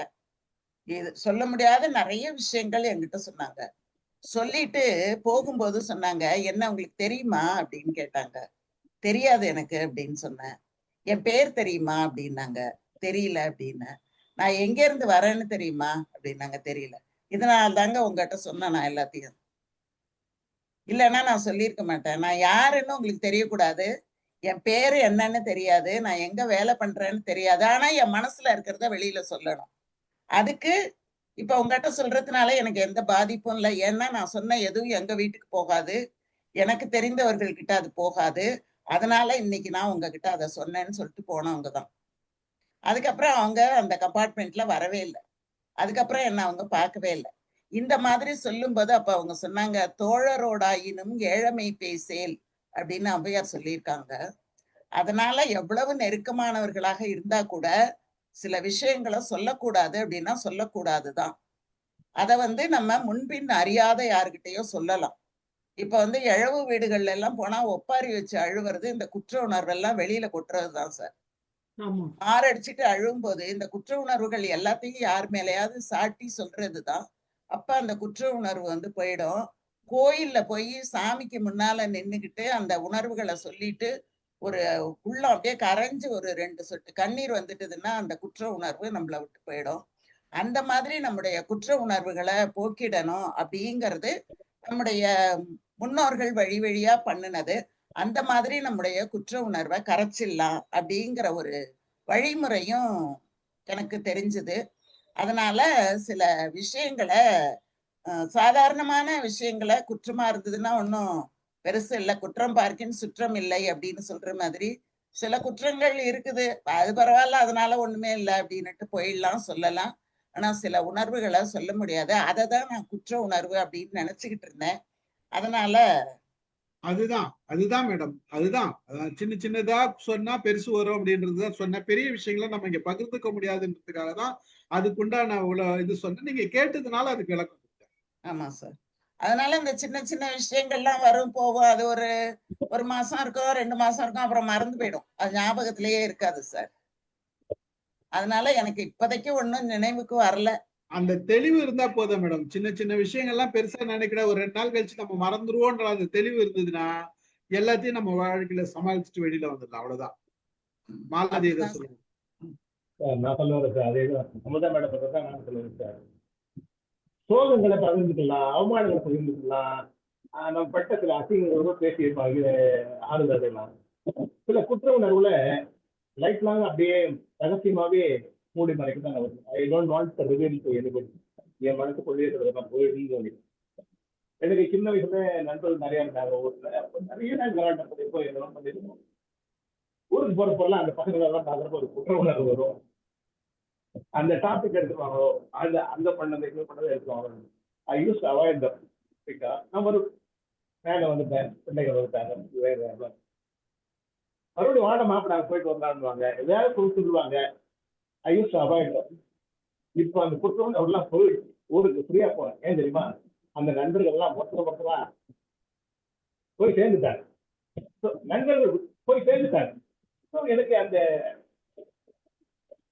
எனக்கு நண்பர்கள் தெரிந்த ரகசியம் அப்படியே மறைக்க போய் என்னோட மட்டும் தான் இருக்கு. ஐ டோன்ட் வாண்ட் டு ரிவீல். ரகசியமா இல்லை, சீக்ரெட் இஸ் சேக்ரெட்னுவாங்க. ரகசியம் புனிதமானதுன்னு இருக்க கதையே இருக்காது ஜெயகாந்த். சில ரகசியம் ரகசியமா இருந்துட்டு போயிட்டோம். ஐ லெட் இட் பரி வித் மீ அப்படிதான் நினைப்பேன் நான். ஆனா ஃபேமிலி அப்பா அம்மாக்குள்ள சில உதவிகள் கேட்டு நான் செய்ய முடியாத நிலையெல்லாம் ஒரு குற்றணர்வு இன்னொன்று இருந்துட்டே இருக்கும். அது வந்து 62, 63 வந்தேன். எனக்கு 66 டிகிரி வாங்கினேன். 66 டிசம்பர்லயே செக்ரட்டரி ஜாயின் பண்ணேன். ஒரு 3 மாதம் 6 மாதம் கழிச்சு அப்பா சம்பளம் கேட்கிறாரு. அப்பெல்லாம் அப்பாவுக்கு ஒரு கஷ்டமான சூழ்நிலை. அப்பா படிக்க வச்சதே மாதம் 50 70 100 ஆச்சு படிக்க வச்சாரு. டிகிரி முடிச்சு வேலையை வாங்கியாச்சு. இவரோட சம்பளம்னாரு. அப்ப எனக்கு 250 கூட 720 சரி மாசம் என்ன அனுப்பலாமா இல்லையா? எப்படிப்பா அனுப்ப முடியும் அப்படின்னா நான் வந்து அந்த பணத்தை சம்பளத்தை அப்பா அம்மா நாங்க இருந்துட்டேன். அப்பா அம்மாவுக்கு 9 குழந்தைகள். எப்படியோ ஓரளவு நல்லா இருந்து கொஞ்சம் பினான்சியலி டவுன் ஆயிட்டு ஒரு மிடில் கிளாஸ் லைஃப்ல அப்படியே இருக்கும். இதை வீட்டுக்கு அனுப்பலாமா இல்லையா? எப்படிப்பா அனுப்ப முடியும்? என்னென்ன செலவு ஆகுதுன்னா சொல்லலாமா சார்? 2 நிமிஷம் எடுத்துக்கோ. என்னென்ன செலவு ஆகுதுன்னா, அப்பா 30 ரூபா வாடகை, சாப்பாட்டுக்கு 60 ரூபா டோக்கன் ஆயிடுது, பார்த்துப்பா 100 ரூபாய், அப்புறம் போக்குவரத்துக்கெல்லாம் ஒரு 20 ரூபாய்க்குள்ள ஆயிடும், கணக்கு போட்டுருப்போம். காலைல ஒரு டீ, ஈவினிங் ஒரு டீ, காலைல 2 ரூபாய் டீ, ஈவினிங் 2 ரூபாய் டீ, கணக்கு பார்த்தாரு. அவர் கேட்டாரு நம்ம எல்லாம் காலையிலேயே ராத்திரியே டீ சாப்பாடு வளர்ந்துருக்கோம். காலையில நீர் தண்ணி குடிச்சிட்டு போவோம், இல்ல யாராவது வந்தாங்கன்னா மொத்தமாக காப்பி குடிப்போம், அவ்வளவுதான். மற்றவங்களுக்கு தண்ணீரும் நீர் சாகரம் தான் சாப்பிட்டு வந்திருக்கோம். ஒன் டீ, ஒரு நாளைக்கு ஒரு டீ கட் பண்ணாக்கா ஒரு நாளைக்கு 2 ரூபான்ற 60 ரூபா. அந்த பணத்தையால அனுப்ப முடியாதுங்க, ஒரு 50 ரூபாய் அனுப்ப முடியாதுங்க. போவோம் அப்புறம் நம்ம எந்த பைனான்சியல் சுதந்திரத்தை அப்பா என்ஜாய் பண்ண உடனே போவோம். ரொம்ப கஷ்டமா அப்படின்னு எல்லாரும் விட்டு போயிட்டாரு, விட்டு மறந்துட்டே போயிட்டாரு, விட்டாரு. அதுக்கப்புறம் கேட்கறதே இல்லை. எனக்கு அந்த ஃபீல் ரொம்ப ஃபீல் பண்ணாருங்க. ஒரு 50 ரூபாய் அனுப்ப முடியாதுன்னு கேட்டாரு பார்த்தீங்களா, அது ரொம்ப உணர்வு வருது எனக்கு. அது வரைக்கும் அப்புறம் நான் அனுப்பலன்னு வச்சுங்க, அதுக்கு I will take care of my brother. ஒவ்வொருத்தரும் அனுப்பு, I will take care of my brother சொல்லிட்டு ஒரு பிரதரை கூப்பிடுறது, இன்னொரு பிரதரை கூப்பிடுறது, இன்னொரு சிஸ்டர் கூப்பிடுறது, இங்க கல்லூரியில் பிடித்து படிக்க வச்சு என்னோட சின்ன சம்பளத்தில் இதுதான் அது குற்ற உணர்வு. நான் மீண்டும் வந்தேன். அப்பா கேட்டா 50 ரூபா அனுப்பவே இல்லை கடைசி வரைக்கும். ஒரு 50 ரூபா அனுப்புனார் பார்த்தீங்கன்னா, அனுப்பவே இல்லையே. அப்பாவுக்காக ஒரு முறையோ ஒரு 2 முறையாக அனுப்பிடலாம், 3 முறையாக மணியாளர் அனுப்பிடலாம், இல்லை போறப்பா கொடுத்துருக்கலாம். இப்படி நான் செலவுகளை நானே செல்ஃபிஷா இருந்துட்டு எனக்கும் அப்படி இருந்தது. குற்ற உணர்வு ரொம்ப நாளா இருந்தது. இது எங்க ஒரு மனசுல இருக்கும். பட் நண்பர்களுக்கு பேச்சுலர் பாய்ஸ் லைஃப்ல நடக்கிற சில குற்ற உணர்வுகள் எல்லாம் I want to keep my self இது வாழ்க்கையில எல்லாருக்குமே வந்து இந்த மாதிரி விஷயங்கள் இருக்குது. எல்லாருமே பின்னாடிதான் ஃபீல் பண்றாங்க, முன்னாடி வந்து அந்த உணர்வு வந்து புரியுறது இல்லை. ஏன்னா அந்த இளமை காலங்கள்ல வந்து அது வந்து அவங்க எதுக்கு நம்ம அனாவசியமா அனுப்பணும் அப்படின்ற அந்த மாதிரி உணர்வு இருக்குது, அந்த புரிதல் இருக்குது. வளர வளர மெச்சூர் ஆக மாட்டோம். அப்பா கேட்டாரு நம்ம அனுப்பலையேன்ற அந்த புரிதல் வந்து வரும்போதுதான் நமக்கு வந்து தப்பு செஞ்சுட்டோன்றது புரியுது. ஆனா லேட்டா புரிஞ்சு பிரயோஜனம் இல்லையே, என்ன பண்றது? அதுதான் சொல்லுவாங்க, லேட்டா புரிஞ்சு பிரயோஜனம் இல்லையே. இன்னைக்கு வரைக்கும் அந்த நிலைமை எல்லாருக்கும் இருக்குது. அத மெச்சூரிட்டியா புரிஞ்சுக்கணும்ன்றது ஒண்ணு இருக்குது. அது ஒண்ணும் பண்ண முடியாது. சில விஷயங்கள் வந்து காலம் கடந்த பிறகு அது யோசித்து பிரயோஜனம் இல்லை. காலம் இருக்கும் போது யோசிக்கணும். ஃபீல் பண்ணாதீங்க, விட்டுருங்க, பரவாயில்ல, புரிஞ்சு போச்சு. அதுக்கப்புறம் அவ்வளவுதான். அந்த வார்த்தைகள் அவர் சொன்ன வார்த்தைகள் இருக்குல்ல, அந்த வார்த்தைகள் எவ்வளவு கஷ்டப்பட்டு இருந்தா அப்பா ஒரு 50 ரூபா கூட அனுப்ப முடியாதுன்னு கேட்டார் பாத்தீங்க. அந்த அதை நம்ம உணராம போயிட்டவே. Okay sir, okay sir, thank you sir, thank you Malathi அம்மா. ஆன் பண்ணி வச்சிருந்தேன், இப்ப ஆஃப் பண்ணிட்டேன். வணக்கம், அனைவருக்கும் வணக்கம். நான் யூஸ்வல் வந்து ஏதாவது ஒரு இன்சிடென்ட், ஒரு சினிமா அந்த மாதிரிதான் சொல்ல போறேன். லைஃப்ல இருக்கிறது எதுவும் சொல்ல போறது இல்ல. இது சிம்பு நடிச்ச படம் தான், வானம் படத்தோட பேரு. அந்த படத்துல சிம்பு வந்து லவ்வருக்கு பிரசன்ட் கொடுக்கணும் அப்படின்றதுக்காக ஒருத்தவங்க கையில இருந்து பணத்தை திருடிடுவான். பணத்தை திருடிட்டு அவளுக்கு வந்து ஒரு கிஃப்ட் வாங்கி கொடுத்துட்டு ஒரு சம்பவத்துல ஒரு 4-5 கதை நடக்கும். எல்லாருமே வந்து ஒரு லாஸ்ட்ல ஒரு ஹாஸ்பிட்டல்ல போய் எல்லாம் மீட் பண்ணுவாங்க. அந்த ஹாஸ்பிட்டல்ல போகும்போதுதான் அவன் யார்கிட்ட இருந்து பணத்தை எடுத்தானா, ஒருத்தவங்க அவங்க ஃபேமிலி வந்து குழந்தைய அடமானத்துக்கு வச்சிருவாங்க. அந்த குழந்தைய படிக்க கூட விட மாட்டான். அந்த முதலாளி வந்து அவங்களுக்கு அடிமையா, கொத்தடிமையா இருப்பாங்க. அந்த கொத்தடிமையா மீட்ணும், குழந்தைய படிக்க வைக்கணும்ன்றதுக்காக அந்த கேரக்டர்ல சரண்யா நடிச்சிருப்பாங்க. அவங்களுடைய கிட்னியை வித்துருப்பாங்க. கிட்னியை வித்துட்டு அந்த பணத்தை எடுத்துதான் அவங்க வச்சிருப்பாங்க. அந்த பணத்தை இவன் திருடிடுவான்.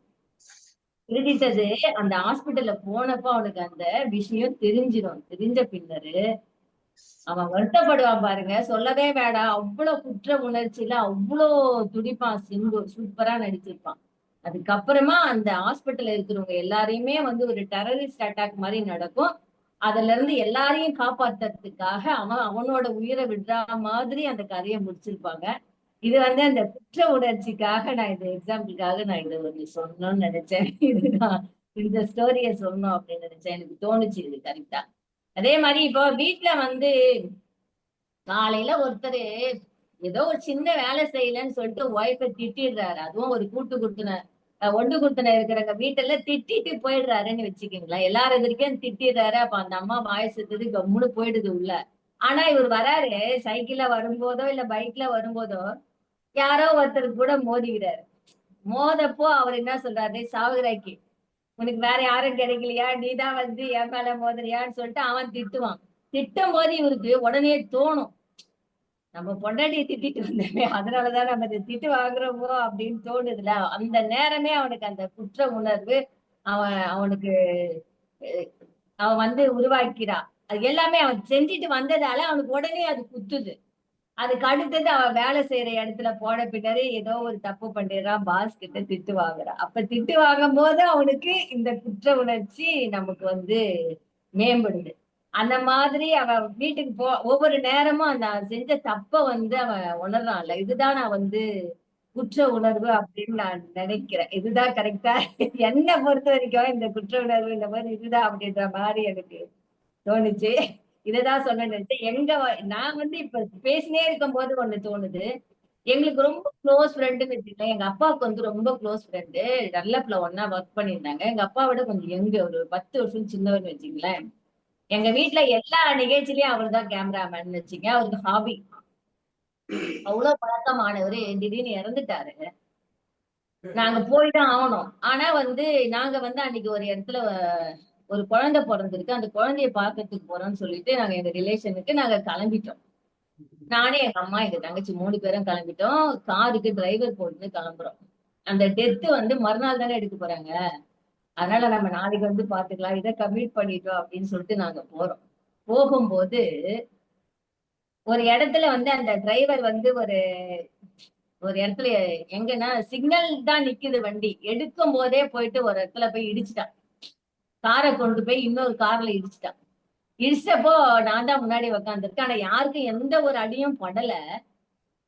அதுக்கப்புறமா எங்களுக்கு அந்த நேரம் எங்களுக்கு தோணுது, அடடா நம்ம நமக்கு நல்லா பழகினவர் தான், நம்ம டெத்துக்கு போவாதே இன்னைக்கு வந்துட்டோமே அப்படின்ட்டு உடனே நம்மளுக்கு அந்த குற்ற உணர்வு வருது. அது மட்டும் இல்ல, நாங்க அவன் இடிச்சுட்டான். ஆனா அதுக்கப்புறம் வண்டி எடுத்துட்டா நல்லா வந்துருச்சு. வண்டி மூவ் ஆகுது, நல்லா போகுது. கரெக்டா அந்த இடத்துல தாம்பரம் கிட்ட போயிட்டு அந்த இந்து காலேஜ் எதிர்க்க சேலையூர் போறோம். அந்த இடத்துல போறோம், வண்டி ஸ்டாப் ஆயிடுச்சு. சுத்தமா ஸ்டாப் ஆயிடுச்சு. வண்டியே எடுக்க முடியல. சுத்தமா நாங்க 3 லேடிஸ் தான் உட்காந்து இருக்கிறோம், டிரைவர் போட்டு போறோம். அதுக்கப்புறம் அவன் என்ன சொல்லிட்டான், தரம் எடுத்து பார்த்துட்டு வண்டி டேமேஜ் ஆயிடுச்சு, வண்டி மூவ் ஆகாதுன்ட்டான். அதுக்கப்புறமா எங்க மாமா அவரை வர வச்சுட்டு நாங்க அங்க இருந்து ஆட்டோ பிடிச்சுக்கிட்டு நாங்க அந்த இடத்துல கேம்ப் ரோடுக்கு வீட்டுக்கு போனோம். அன்னைக்கெல்லாம் வந்து அந்த காரை ரெடி பண்ணி நாங்க திரும்பி ரிட்டர்ன் வர்றதுக்கு நாங்க அங்க வந்து போனோம் தான். ஆனா எங்களோட மனசு ஃபுல்லா நம்ம இந்த மாதிரி வந்ததாலதான் நம்மளுக்கு இந்த மாதிரி ஆயிடுச்சோ, நம்ம வந்து ஒரு ஆக்சிடென்ட்ல இருந்து தப்பிச்சோம், காரு டேமேஜ் ஆயிடுச்சு. அதுக்கப்புறமா நாங்க அங்க போனா அங்க விருந்துதான் இருந்தாலும் எங்களால அதை சாப்பிட முடியல. அப்படி அந்த மாதிரியான சூழ்நிலையில நாங்க வருத்தப்பட்டு பையன் காரை எடுத்துட்டு போயிட்டோம். அப்படி இருக்கும் போது இந்த மாதிரி எல்லாம் சூழ்நிலை வந்துச்சேன்னு சொல்லிட்டு ரொம்ப வருத்தப்பட்டு அதுக்கப்புறமா எப்படியோ அந்த காரை ரிப்பேர் பண்ணிட்டு அந்த ஓட்டிக்கிட்டு வந்த சூழ்நிலை ஓட்டிட்டு வந்தோம். இந்த மாதிரியான ஒரு நிகழ்ச்சி எங்க லைஃப்ல நடந்தது. அன்னைக்கு ரொம்ப குற்ற உணர்ச்சியா இருந்தது. ஆனா நாங்க வந்துட்டு மறுநாள் போயிட்டு அந்த டெத்துக்கு போயிட்டு வந்துட்டோம். ஆனாலும் இந்த மாதிரியான ஒரு குற்ற உணர்ச்சியில அன்னைக்கு ரொம்ப அவஸ்தைப்பட்ட மாதிரி எனக்கு தோணுச்சு. அதுதான் சொல்லணும்னு நினைச்சேன். Real life. நன்றி அனைவருக்கும். காயத்ரி பேசுறீங்களா? பேசட்டுமா சார்? சார், குற்ற உணர்ச்சின்றது நான் வந்து தேவையில்லாததுக்கெல்லாம் குற்ற உணர்ச்சி ஆவேன். இப்பதான் அது கொஞ்சம் புரியுது. என் ஹஸ்பண்ட் என்னை திட்டிகிட்டே இருப்பாரு. கொஞ்சம் ட்ரை பண்ணுறேன், ஆனால் அது முடியல. அது பிறந்ததுலேருந்தே கூட இருந்த மாதிரி ஆயிடுச்சு. மெயினாக இப்போ எனக்கு வந்து ஞாபகம் இருக்கிற ரொம்ப இன்சல்ட்டாக ஃபீல் பண்ணுறது, என்னை திருத்திக்கிட்ட ஒரு விஷயம் என்னென்னா, நான் இங்கே இங்கிலீஷ் கிளாஸ் போயிருக்கும்போது யாராவது வந்து நடிச்சு காமிச்சு அந்த ஆன்சர் கண்டுபிடிக்கணும். இங்கிலீஷ் இதில் இந்த மாதிரி இங்கே வந்து ஆக்டிவிட்டியாக வந்து கண்டுபிடிக்கும் போது வாட்டர்னு அந்த நேம் வெக்காபுலரி அந்த வாட்டர்ன்றதை நம்ம கண்டுபிடிக்கணும். அங்கே ஒரு பொண்ணு போயிருக்கு. சொல்லிட்டே இருக்கு. இங்கேருந்து எல்லாருமே தண்ணி இப்படி குடிக்கிறது எல்லாம் காமிக்கிறாங்க. அந்த பொண்ணு இப்படி காமிக்கும்போது தண்ணி நம்ம குடிக்கிறோம் இப்படி காமிப்போம்ல. இப்படி காமிக்கும்போது எல்லாமே அந்த பொண்ணு வந்து வேற அந்த ட்ரிங்க்ஸ் இதை தான் சொல்லுது. ரொம்ப ஈஸியா இருக்கு. எல்லாருமே சொல்றோம். எனக்கு வந்துட்டு கோவம் வந்துடுச்சு. கொஞ்சம் டென்ஷனே ஆயிடுச்சு. அப்புறம் கிட்ட வரும்போது நான் என்ன பண்ணேன், இப்படி காமிச்சா நம்ம ஊரா இருந்தா நம்ம உடனே கிண்டல் பண்ணுவோம்ல. இந்த மாரி ட்ரிங்க்ஸ் விஷயத்த சொல்லும்போது நம்ம உடனே வந்து கலாய்ப்போம்ல. இதெல்லாம் உனக்கு தெரியுமான்னு.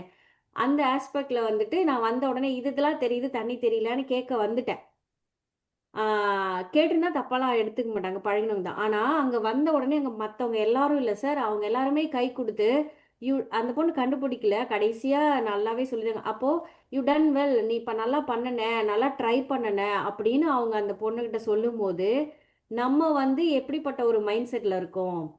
அப்படின்னு நான் ரொம்ப யோசிச்சு பார்த்து, அவங்க எதுவும் என்ன சொல்லல. ஆனா நான் உள்ளுக்குள்ள ரொம்ப நான் எவ்ளோ பேக்வர்டா இருக்கேன்.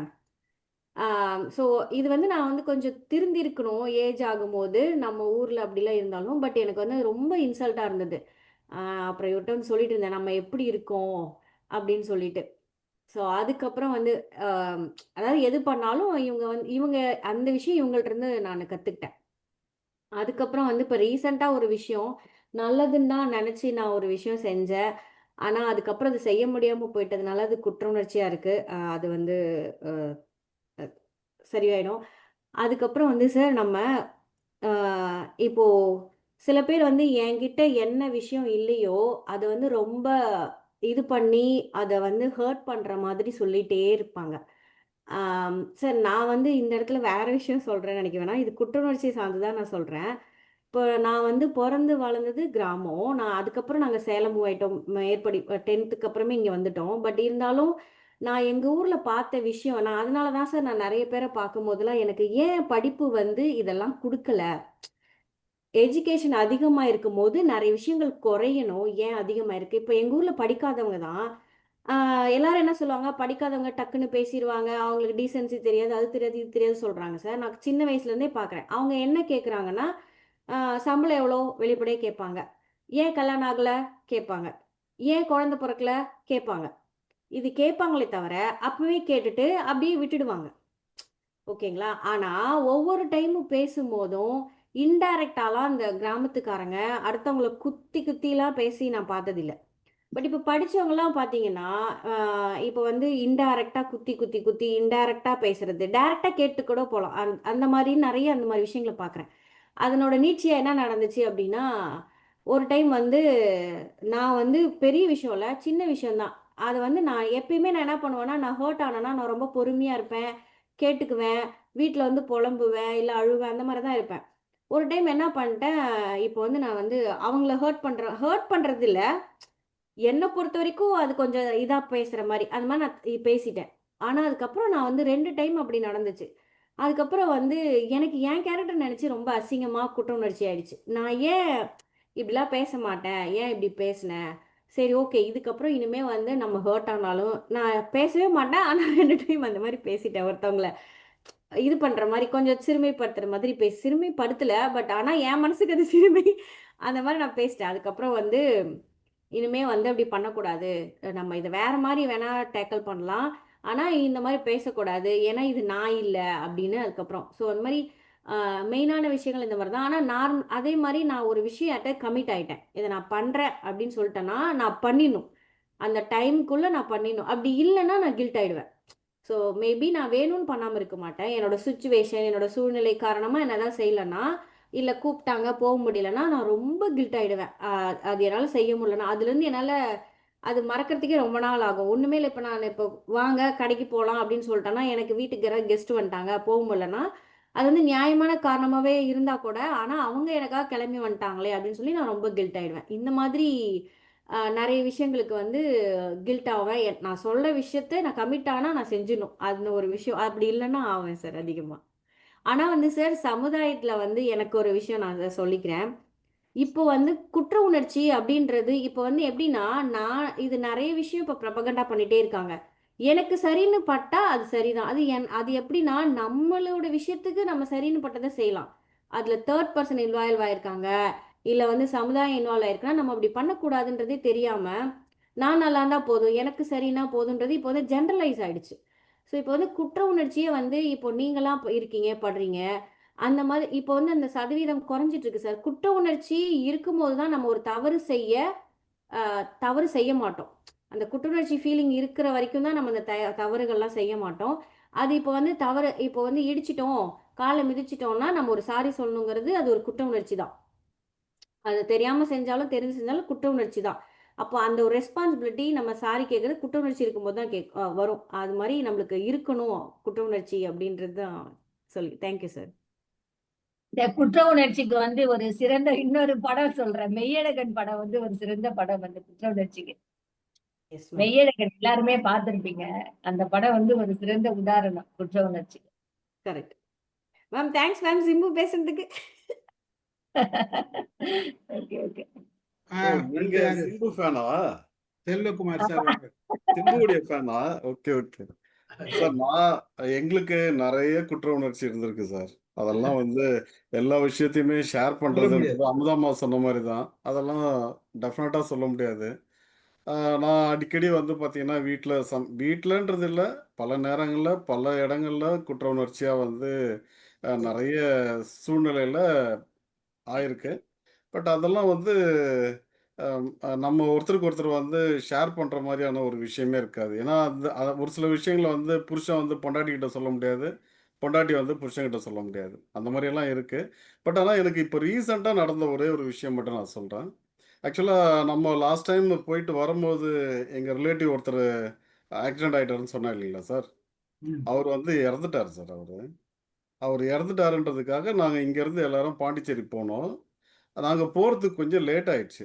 லேட் ஆனதுனால என்னன்னா, அங்க வந்து பாண்டிச்சேரியில இப்போ இங்கெல்லாம் வந்து பார்த்தீங்கன்னா, இறந்துட்டாங்கன்னா, ஜஸ்ட் அப்படியே பாக்ஸ்ல வச்சிருப்பாங்க. பாக்ஸ்ல வச்சு அப்படியே வந்து அ ஜஸ்ட் ட்ரெஸ் மட்டும் தான் பண்ணியிருப்பாங்க. அங்க பாண்டிச்சேரியில பழக்கம்லாம் என்னன்னாக்கா, ஃபுல்லா வந்து அதில ஜோடிச்சு நெறைய ஃப்ளவர்ஸு அது இதுன்னு சொல்லி பயங்கரமா வந்து பண்ணியிருப்பாங்க. நாங்க வந்து என்னாச்சு, நாங்க போறதுக்கு கொஞ்சம் லேட் ஆயிட்டதுனால, கரெக்ட்டா நாங்க போறதுக்கும், அவங்க வந்து பாடி மூவ் பண்றதுக்கும் ரெடியா இருந்த டைமு. நான் என்ன பண்ணேன், மாலை எடுத்துட்டு போய் போடுறதுக்கு நானும் என் மாப்பிள்ளையும் போயிட்டு போட போம்பொழுது, அவருடைய பையன் வந்து அவன் ஃப்ரான்ஸ்லேருந்து வந்திருந்தான். அவன் என்ன பண்ணிட்டான், சடனா வந்து ஸ்டாப் பண்ணிட்டான் என்ன. எனக்கு "போடாதீங்க, போடாதீங்க. நோ, நோ, நோ" அப்படின்னு சொல்லி ஒரு மாரி ஸ்டாப் பண்ணதும், எங்க எல்லாருக்குமே ஒரு மாரி, என்னடா இது? ஒரு மாதிரி சங்கடமா போச்சு. பட் அந்த இடத்துல நான் சாதாரணமா முன்ன மாரி கொஞ்சம் இதுவா இருந்ததுன்னா, நாங்க ரிட்டர்ன் வந்துட்டு இருப்போம்.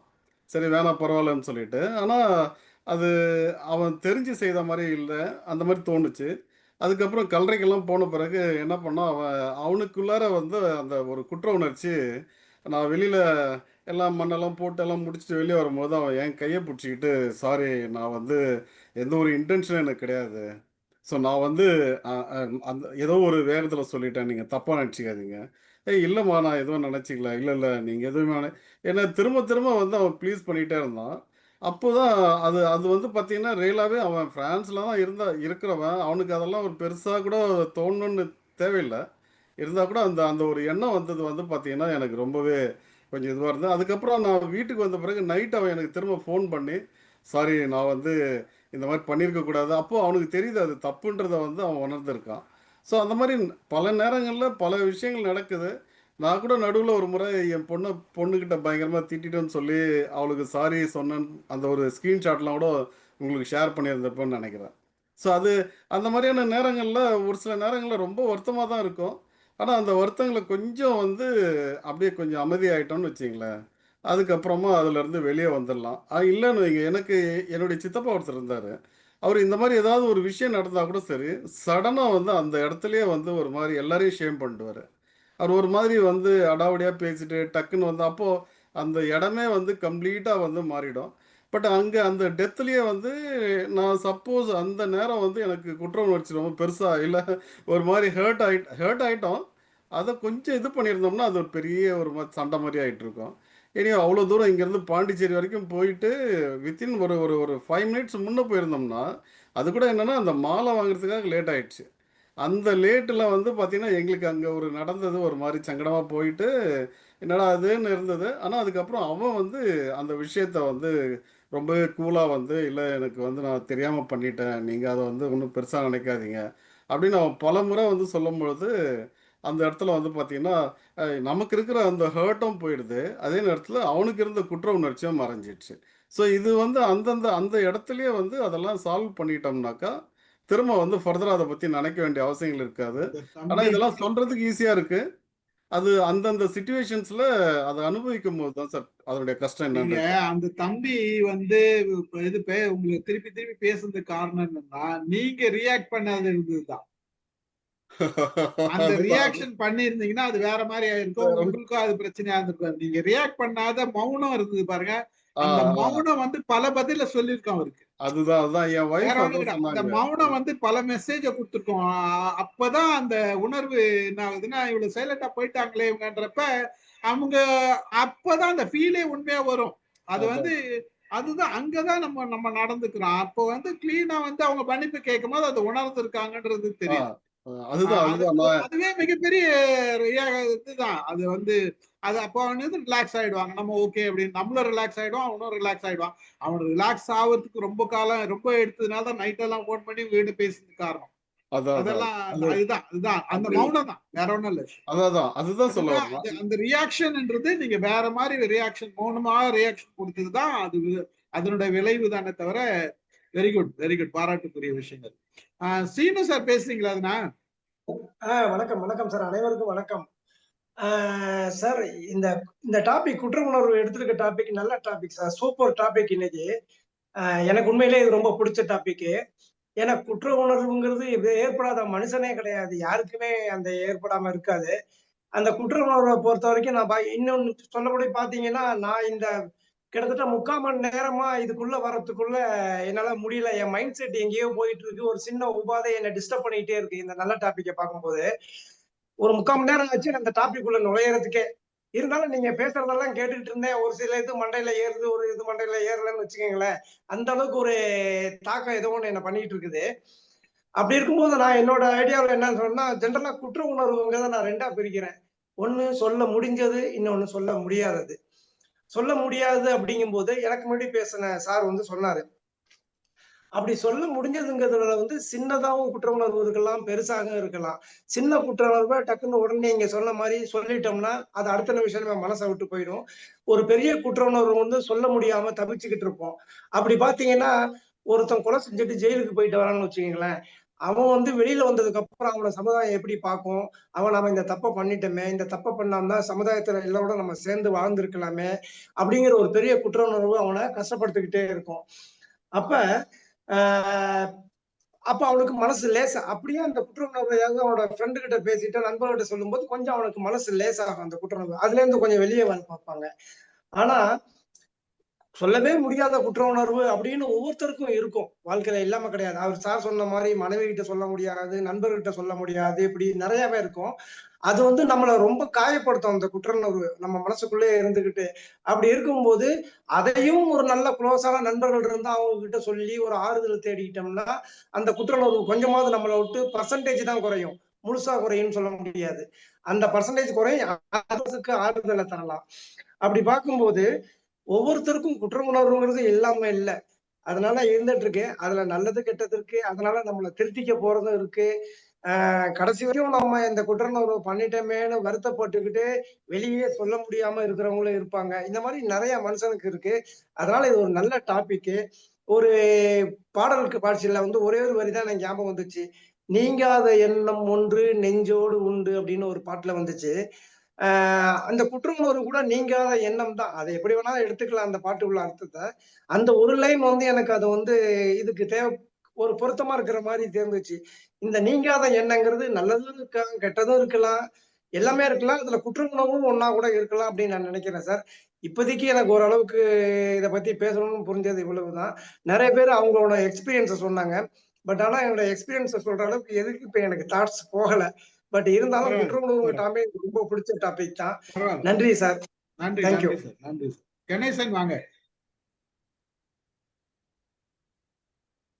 வணக்கம் சார். வணக்கம். வணக்கம் சார். இது இது நல்ல டாபிக் கேட்டிருந்தேன். அப்ப என்னுடைய வாழ்க்கையில் நடந்தது என்னன்னா, எங்க அம்மா வந்து எனக்கு வந்து ரொம்ப அம்மாவுக்கு நான் பெட்டு. நான் படிக்கும்போது கூட யாரையும் உள்ள ரூம்ல விட மாட்டாங்க, வெளியே நின்றுப்பாங்க. யார் இருந்தாலும் இது பண்ணி அந்த மாதிரி படிச்சு ஹெல்ப் பண்ணும். அம்மா வந்து கொஞ்சம் கடைசி காலத்துல என்ன ஆச்சுனாக்கா, அம்மா வந்து நான் தனியா வைக்கிற மாதிரி ஒரு சூழ்நிலை வந்தது. என்னன்னாக்கா, அது நான் இப்போ எங்க சிஸ்டர் பையன் அவனெல்லாம் நான் வளர்க்கணும் அப்படின்னு அவங்க ஒரு பழைய இது மாமா நான் பசங்களை வளர்ப்பாங்க, வளர்த்து பெரிய ஆளா இருக்கும் அந்த மாதிரிலாம் ஒரு எண்ணம் இருந்தது அவங்களுக்கு. அதனால கொஞ்சம் ரெப்பர்கஷன் வந்தது. அது தெரியல, ஃபேமிலி ரெப்பர்கஷன் வரும். அதனால நான் அவங்க தனியா வைக்கிற அளவு போச்சு. அதுக்கப்புறமா அவங்க உடம்பு சரியில்லாம லாஸ்ட்ல இருக்கும்போது நான் திருப்பி கூட்டாந்து வச்சுக்கிட்டு அப்ப சுச்சுவேஷன் எல்லாம் மாறிச்சு, அதெல்லாம் சண்டெல்லாம் வந்தது.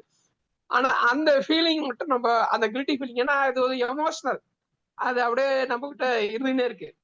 அதான் இந்த மாதிரி ஒரு பேசும்போது அது வந்து கொஞ்சம் குறையலாம். இப்ப சார் சொன்னாரு அது மாதிரி, நான் அதுக்காக நான் சொல்றேன் இது.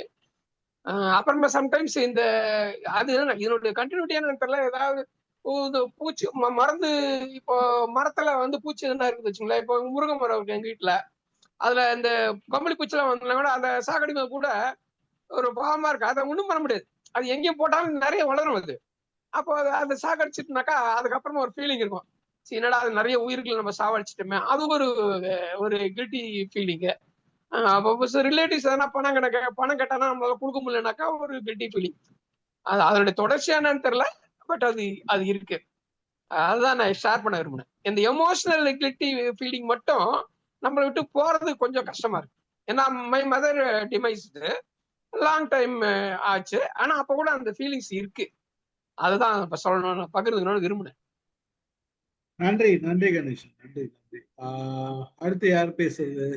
வாங்க, நாராயண் சார் இருக்கீங்களா? ரவி சார், நாராயண் சார் ரெண்டு பேரும் இருக்காங்க. ரவி சார் வாங்க. இந்த இந்த டாபிக் வந்து அமுதாமா வந்து நேத்து போட்ட வீடியோ கூட, உள்படுக்கை சிவசக்தியோட கதை, அதுவுமே வந்து கிழவின்னு கூப்பிட்டுட்டே இருக்கிறாங்க வீட்டுல. அது கிழவி இல்லையேன்ட்டு அவன் ஒவ்வொரு நேரமா வருந்துறா பாருங்க. அந்த கதை கூட வந்து அதுக்கு ஒரு சிறந்த குற்ற உணர்ச்சிக்கான ஒரு கதை தான். குற்ற உணர்வுக்காக அம்மாவை வந்து பேசிட்டு வீட்டை விட்டு வெளியில போயிட்ட பின்னர் அவன் வருந்துறான் பாருங்க, அதுதான் வந்து குற்ற உணர்வு.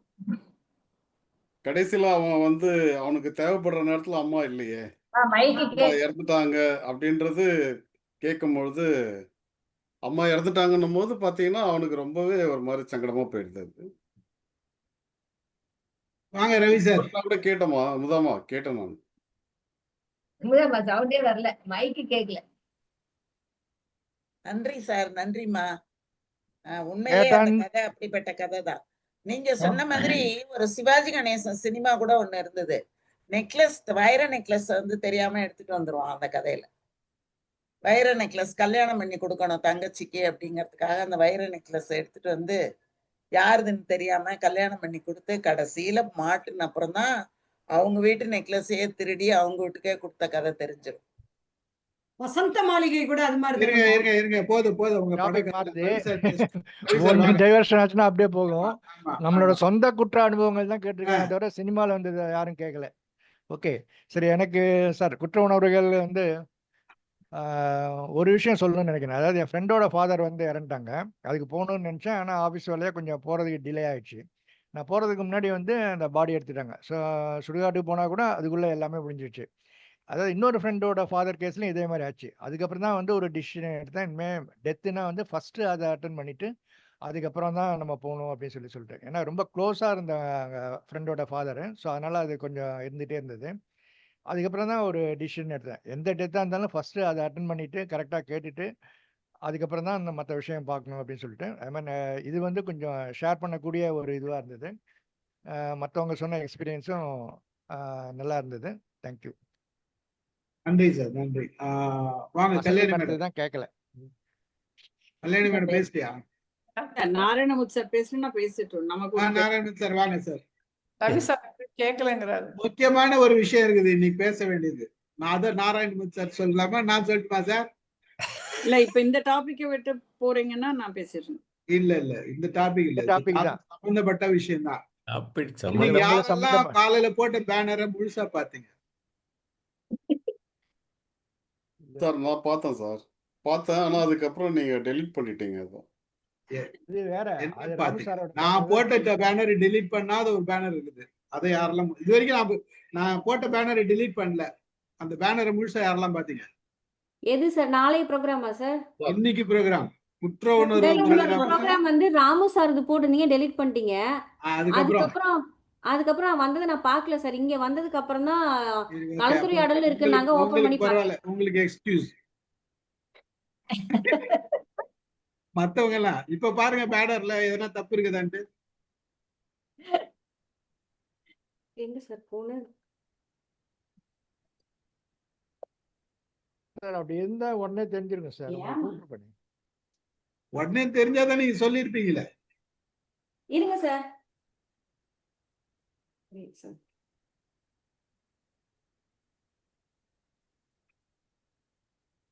இது சார் 6 போட்டோல நாளுமே இருக்கு சார். படத்துல தப்பு சார். குற்ற உணர்வு வந்து குற்றம் சாட்டுற மாதிரி இருக்கு. அந்த மாதிரி படம் போட்டிருக்கீங்க.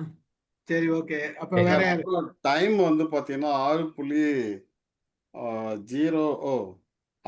தானே சார் எப்பவுமே டைம். ஆனா அந்த டைம் வந்து வேறையா இருக்கு சார் அது. சரி, இல்ல, அப்ப செட் மணி தானே கரெக்டா தானே வசந்தி மேடம் அதை சொன்னாராங்க. 2065 போட்டார். ஓ அதான் வேற 60 பரவாயில்ல. டைம் யாருமே இல்ல சார், பார்க்கல சார். கண்டிப்பா பார்த்திருக்க மாட்டோம். ஒரு மனுஷன் டேட் ஒழுங்கா போட்டுக்கிறானான்னு பாக்குற குற்ற உணர்வு யாருக்கும் இல்லையே, பாக்கலையே. சார் சார் அது நம்மளுக்கு பார்த்தோம் தேவையான சார். மார்ச் அதுக்கு எத்தனை? எதுக்கு சார் எங்களுக்கு குற்றம் இருக்கணும்? உங்களுக்கு தான் இருக்கணும். நீங்க வந்து என்னைக்காவது நீங்க எங்களை வந்து கரெக்டா போடுவீங்க கொடுத்தீங்களா? நம்பிக்கிட்டு இருக்கோம் சார். Kalyani madam super. நாங்க எப்படி சமாளிக்கிறது? நீங்க எப்படி வேணாலும் சமாளிங்க. இதுக்குதான் கல்யாணி மேடம் வேணுங்கிறது குரூப்ல. சார் நீங்க எப்படி 65 போட்டாலும் நீங்க 1900 என்ன தேதி போட்டாலும் நீங்க என்ன மணி போட்டாலும் ஆட்டோமேட்டிக்கா இங்க வந்து உட்கார்ற 7 நாங்க o'clock உட்கார்ந்துருக்கோம். லாகின். நீங்க எந்த கிழமை இந்த வேணா தேதி போடாதீங்க போட்டுங்க, சார் இனிமே. எந்த தேதி வேணா போட்டுங்க. அதாவது இது எல்லாம் போடுவேன்னா நான் கேள்வி பார்க்க மாட்டோம். கேட்கிறேன். சார் அந்த தேதி சிஸ்டம் வந்து தப்பா இருந்தா இல்லைன்னு பார்த்திருப்போம். மட்டும்தான் பார்ப்போம் டே நாங்க. தப்பா இருந்தா பார்ப்போம். செஷன் ஒரே இல்லைன்னா தப்பா இருந்துன்னா இது சார் இது வந்து பார்ப்போம். அந்த பாட்டு மாதிரி மத்தபடி இருக்கு அது காயத்ரி. வந்துச்சுன்னா என்ன நதிகள் தலைப்பு வறண்டு இருந்தாலும் போனால் வந்து உட்கார்ந்துக்குவோம். ஆரே ஏதோ ஒரு வசனம் வருமே, சோதனை மேல் அந்த நான் மாதிரி இருக்கு ஒண்ணுமே நீங்க சொல்ல, பேசுறது. ஜஸ்ட் பண்ணுக்காக அதை சொன்னேன். நாராயண் சார் கேட்டாரு, உங்களை மாதிரி ப்ரிடிக்ஷன் யாருக்கும் இருக்காது சார். 65வது வருஷத்துக்கு நடக்க போற ப்ரோக்ராமுக்கு இப்ப போட்டுக்கிறீங்க பாரு பேனர் நீங்க வெரி அப்படின்னாரு. Good sir. சார் அப்போ வந்து நம்ம என்ன பண்ணணும், 2065 அப்போ இந்த சேம் டேட்ல ma'am we will put the same program sir. Ma'am இன்னொரு விஷயம் என்னன்னா, நம்ம எல்லாம் இப்ப உயிரோட இருந்தா இத ஏப்பா புரிஞ்சுக்கலாம். நான்லாம் இருப்பேன், நீங்க இருக்கிறதுன்னா சொல்லுங்க. இல்ல நான் கூட இருப்பேன். ஆவியா இருப்பேன். வந்து அட்டெண்ட் பண்றேன். நான்லாம் இப்படியே தான் ரூபமா தான் இருப்பேன். போங்க சார். இது மேம் எல்லாருக்கும் குற்ற இப்ப உணர்வு தான். இதுவே சார் இதுவே வந்து குறையா பார்த்து சொல்லியிருந்தா குறை சொல்ற மைண்ட் செட்னு சொல்றதுக்கு வாய்ப்பு இருக்கு. அப்ப என்ன சரியா? சும்மா இருக்கீங்க. யாவரும் கேளீரும் நான் பார்த்தேன் சார். யாவரும் கேளீரும் கேளீர்னு போட்டதை பார்த்தேன். ஆமா, சரி இது ஆமா. நார்மலா நடக்கிற தவறு தானே, சம்டைம்ஸ் டைப்பிங் நடக்கும்போது புரிஞ்சுக்கிறது தானேன்னு சொல்லிட்டு நான்லாம் விட்டுட்டு அதை பெருசா எடுத்துக்கல. Thank you Gayathri, thank you Gayathri, exactly thank you Gayathri. சில தேங்க்யூ சமயம் காயத்ரி. சொன்னோம்னா அது இருந்துட்டு போகுதுங்க, விடுங்க, யாரு பார்க்க போறா அப்படின்னு சொல்லியிருக்காரு. சிம்பிளா ரெகுலேட் பண்ணிட்டு நான் வர்றாரு. ஒண்ணு சொல்றேன். இப்ப என்ன போட்டாலும் பேசாம இருப்பீங்களா? அது தப்பா எது பேசணும் அப்படி எது கிடையாது சார். பேசக்கூடாதுன்னு ஆ, தெரியும்ல சார். எதுக்கு பேசணும்னு என்ன எதுக்கு பேசணும், எதுக்கு பேசக்கூடாது? முக்கியமான விஷயங்களுக்கு நம்ம இன்ஃபார்ம் பண்ணணும். இப்போ ம். வெளியில இருந்து தேர்ட் பர்சன் யாராவது கலந்துக்கிறாங்கன்னா அவங்களுக்கு கரெக்டா பேனர் போகணும். இருங்க சோ என்னன்னு அப்போ அந்த சொல்லுங்க. தவறை வந்து நம்ம உங்களால 8 சொல்லலாம். மணிக்கு காயத்ரி போட்டு இங்க வந்து எது முக்கியம் எது முக்கியங்கிறது எப்படி டிசைட் பண்ணுறது? இதுக்கு டெஃபரேஷன் அதுதான் சார். இப்போ நம்ம தான் கலந்துக்க போறோம், நம்ம ஆட்கள் பேசிக்க போறோம்னா நம்மளுக்கு தெரியும் நாளைக்கு தான் பேச போறோம், நாளானைக்கு பேச போறோம்னு. இப்போ தேர்ட் எல்லாத்துலயும் பர்சன் இது கெஸ்ட் இது வராங்க, இல்ல காயத்ரி இப்ப கெஸ்ட் லைவ்ல வராங்கன்னா வந்து அவங்க கிட்ட தப்பு சொல்லணும். இந்த மாதிரி சார் இன்னைக்கு சரி இதை தப்பா சரி போட்டிருக்கீங்க சார் சரி அப்படின்னு அவர்கிட்ட சரி சொல்லலாம். நம்ம விட்டுலாம் சார், இது என்னுடைய மிஸ்டேக். நான் எல்லார்கிட்டயும் மன்னிப்பு கேட்டுக்கிறேன். சார் ஆனா ஸ்டீபன் சார் ஸ்டீபன் சார் ஒண்ணு சொல்லுங்க. நான் கூட நீங்க பார்த்தேன். வந்து ஆனா குற்ற உணர்வு என்னன்னா நான் கண்டுபிடிக்கல. இந்த மிஸ்டேக் நான் சொல்லிருக்கலாம். சார் இது இல்ல திரும்ப சார், அது எங்களுக்கும் சேரும். ஸ்டீபன் சார் ஏன்னா நாங்க சொல்லியிருக்கோம். நீங்க வந்து பரவாயில்ல மேடம், நான் வந்து அந்த நான் யூடியூப்ல கூட போடும்போது எனக்கு கூட ஒரு கரெக்ட் எக்ஸ்பீரியன்ஸ் பண்ணிருக்கேன். நான் தான் சொல்லிட்டேனே, என்னுடைய தவறு, நான் மன்னிப்பு கேட்டுக்கிறேன்னு நீங்க சொல்லிட்டேன். மன்னிப்பெல்லாம் கேட்க அது வேண்டாம், அதெல்லாம் எங்களுக்கு மன்னிக்கிற தேவையில்லை. அளவுக்கு அது ஒண்ணும் பெரிய ஃபர்ஸ்ட் உலக கொஸ்டின் பண்ணதுக்கு மகாபாரதம் இல்ல ஆன்சர். சார் அது. அதெல்லாம் நாங்க வாங்கிக்கிறதாவே இல்ல. பல நேரங்கள்ல டைப்பிங் மிஸ்டேக் இந்த மாதிரி வந்து ஆ, போட்டு விட்டுட்டு போயிடுவேன். அதுதான் பல சார். நேரங்கள்ல இது மெயினா என்னன்னா நடக்கும். உங்களை குற்ற உணர்ச்சி ஆக்க கூடாதுன்னு தான் சொல்றது இல்ல நிறைய விஷயம். ரொம்ப ரொம்ப நன்றி காயத்ரி. நன்றி காயத்ரி. நாராயணமூர்த்தி சார் எப்படின்னா ஒரே ஒரு சொல்லலைன்னா விஷயம் தான். திட்டுவாரு. இல்ல சார், இது நாராயணமூர்த்தி நான் பார்த்திருக்க மாட்டேன். பட் ஜெனரலா பார்த்தாலும் சிலது சொல்ல அவ்வளவா தேவையில்லைங்கும் போது ஓகே, அது அடுத்தவங்களை குற்றநோக்கி பண்ணுக்காக ஆக்கும். பண்ணுக்காக தான் இதை பேசணும். அதனால வந்து ஒன்றும் பிரச்சனை இல்லை. ரொம்ப மகிழ்ச்சி. நாங்க அதனாலதான் சார் பாக்குறது நாராயணமூர்த்தி இல்ல சார் சார். இப்ப சொல்லுங்க சார். சொல்லுங்க சார். இப்போ பேனர் போடுறோம், எதுக்கு போடுறோம்? ஒரு தகவல் சொல்றதுக்கு போடுறோம்.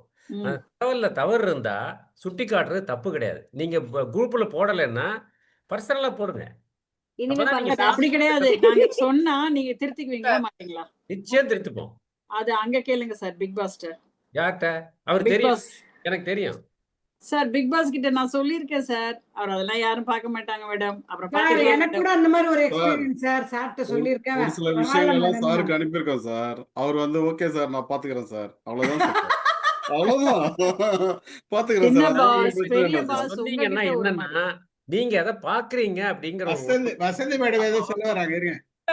இப்போ நான் இன்னைக்கு டாக் கொடுக்குறேன்னு வச்சுக்கோங்க, என்னோட ரெஸ்பான்சிபிலிட்டி அதை முழுசும் பார்த்து என்னோட என்னோட ஆ, டைப் அது நானும் பண்ணியிருக்கேன் சாருக்கு. என்னோட நேம் சரியா இருக்கா, என்னோட நான் ராமு சாரோட தப்பு இது, அவர் இல்லைங்க, அவர் தான் பார்த்து இல்லைங்க நீ 2065 போட்டிருக்கீங்க அப்படின்னு அவர் தான் சொல்லியிருக்கணும். ஏன்னா அவரோட அவர் பேனர் கேன்சல் பண்ணிட்டாரு. சார் அதனாலதான் பேசாம போயிட்டாரு சார் அவரு. 2065 வச்சுக்கிங்கன்னா அவர் போயிட்டாரு அவரு. சார் கணேசன் சார், உங்க ஃப்ரெண்டு நீங்க பார்த்து சொல்லக்கூடாதா? இது உங்க தப்பு தான் சார். கணேசனை கொண்டு வந்து இதுக்கு நிறுத்திட்டீங்க. பேர் தான் வாயை கொடுத்து மாட்டேங்கிறது. கணேசன் நான் கணேசன் காலையில வந்து இருந்து பேனரே பார்க்கல மேடம். வியாழக்கிழமை சார் பேசுறாரு தெரியும், அவ்வளவுதான். நான் பேனரே பார்க்கல. சார் சரி. நான் கிளம்புறேன், ஒரு அவசர வேலை இருக்கு, கிளம்புறேன். நாராயணமூர்த்தி சார் பேசவே இல்ல. சப்ஜெக்ட் வாங்க. சொல்லியாச்சு, அப்புறம் என்ன? அவ்வளவுதானா? இப்ப எனக்கு இப்ப நேரம் இல்லை, எனக்கு ஐ ஹேவ் டு ஸ்டார்ட். சரி, ரைட், ஓகே ஓகே. நீங்க பாருங்க பாருங்க. ஓகே, மகிழ்ச்சி மகிழ்ச்சி. பேசாது யாரு யாரு இங்க பேசாது, எல்லாரும் பேசிட்டாங்க. கல்யாணி கல்யாணி மேடம். கல்யாணி மேம். எப்ப பார்த்தாலும் கல்யாணியை விட்டுறீங்க சார். அவங்க கம்ப்ளைண்ட் பண்றதுல ஒன்றும் தவறே. உண்மை இல்லாம இல்ல. சார் ஒரே ஒரு கொஸ்டின் சொல்லுங்க சார். பெட்ரோல் ஷார்டேஜ் வருமா? பெட்ரோல் வரும். விலையா இருமா? வரும். கார்ல ஃபுல் வரும். பண்ணணுமா? அதை கொஞ்சம் சொல்லுங்க சார். சோமாலி எவ்வளவு டிக்கெட் புஷ் சொல்லுங்க. பண்ணாலும் shortage நம்ம வந்து தனியா ஆகுதுன்னு பண்ண அவங்க முடியும். எல்லாரும் என்ன நடக்க போகுதுன்னு கவலைப்பட்டுட்டு இருக்காங்க. நம்ம தனியா பெட்ரோல் தனியா இருக்கும்போது பேசிக்கலாம். கணேசன் சரி சார். நீங்க பேசுங்க கல்யாணி மேடம். எனக்கும் இந்த டாபிக்கும் வந்து ரொம்ப கஷ்டம் சார். ஏன்னா அந்த குற்ற உணர்ச்சி அப்படிங்கிறது வந்து நான் எப்படி பாக்குறேன் அப்படின்னா, ஒரு தப்பு செஞ்சா அதை வச்சுட்டு திரும்ப நம்ம அதை வச்சு கில்ட் ஃபீலிங் உள்ள வைக்க கூடாது அப்படிங்கிறது என்னோட பாலிசி.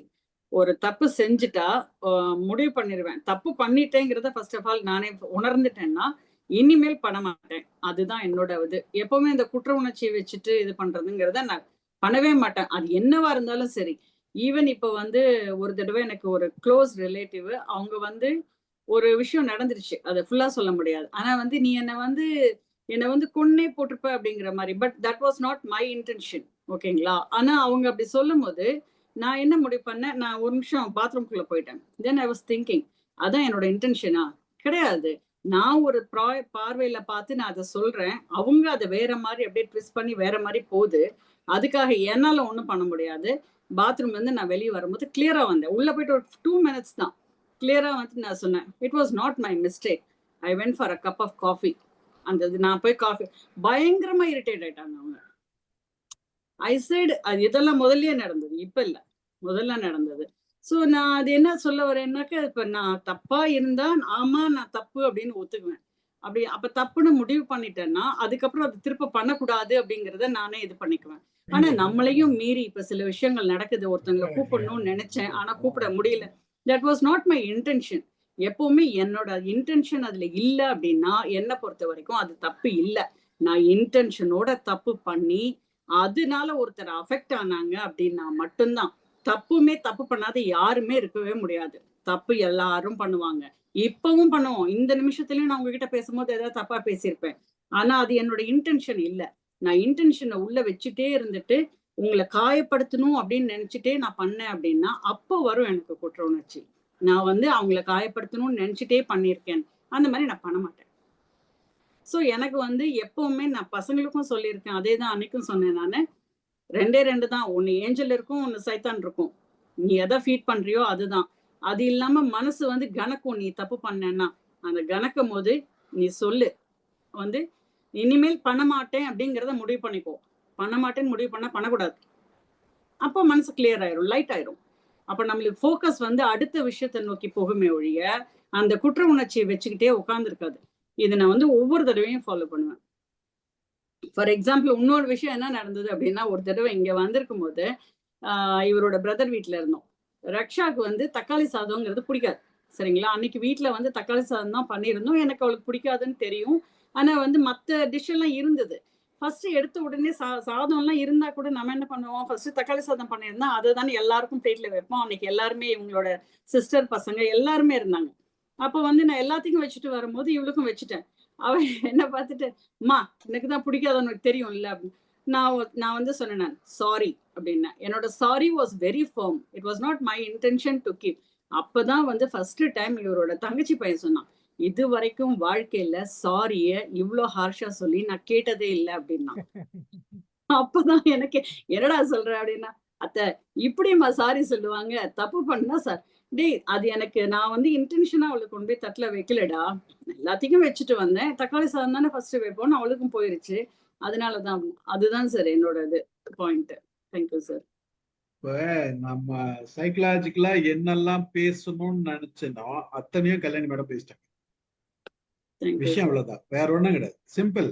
நம்ம எப்படி ஒரு விஷயத்தையும் நம்ம ஹேண்டில் பண்ணணும்ன்றதுதான் முக்கியம். எதுக்கு நம்ம வருத்தப்படணும், எதுக்கு வருத்தப்படக்கூடாதுன்றது ஒண்ணு இருக்கு. There is no perfection. ஒரு திங் மட்டும் நான் வச்சுக்கணும், தேர் இஸ் நோ பர்ஃபெக்ஷன் அப்படின்றது ஒண்ணுமே கிடையாது. அது இடத்துக்கு தகுந்த மாதிரி மாறும், ஆளுக்கு தகுந்த மாதிரி மாறும். நடந்து போறோம், ஒருத்தர் வந்து பலாருன்னு அடிக்கிறாங்க, பின்னாடி திரும்பினா நமக்கு நண்பரா இருந்தா சைலண்ட் ஆயிடுவோம், விரோதியா இருந்தா ரியாக்ட் பண்ணுவோம். பிடிக்காதுங்க நமக்கு, ஏதோ ஒரு விதத்துல பிடிக்காது, ஏதோ ஒரு கவனத்துல அவங்க சந்தோஷமா பழகணும்னு சொல்லி அடிச்சுட்டாங்க அப்படின்னு நினைச்சோம்னா திரும்பின உடனே ஒரு விரோதியா இருந்தா கண்டிப்பா ரியாக்ட் பண்ணிடும். பட் ஃப்ரெண்டா இருந்தா அது வேற மாதிரி இருக்கும். அப்ப நம்ம யாரை பொறுத்து, எந்த விஷயத்தை பொறுத்து நம்ம ரியாக்ட் பண்றோம் அப்படின்றது இருக்கு.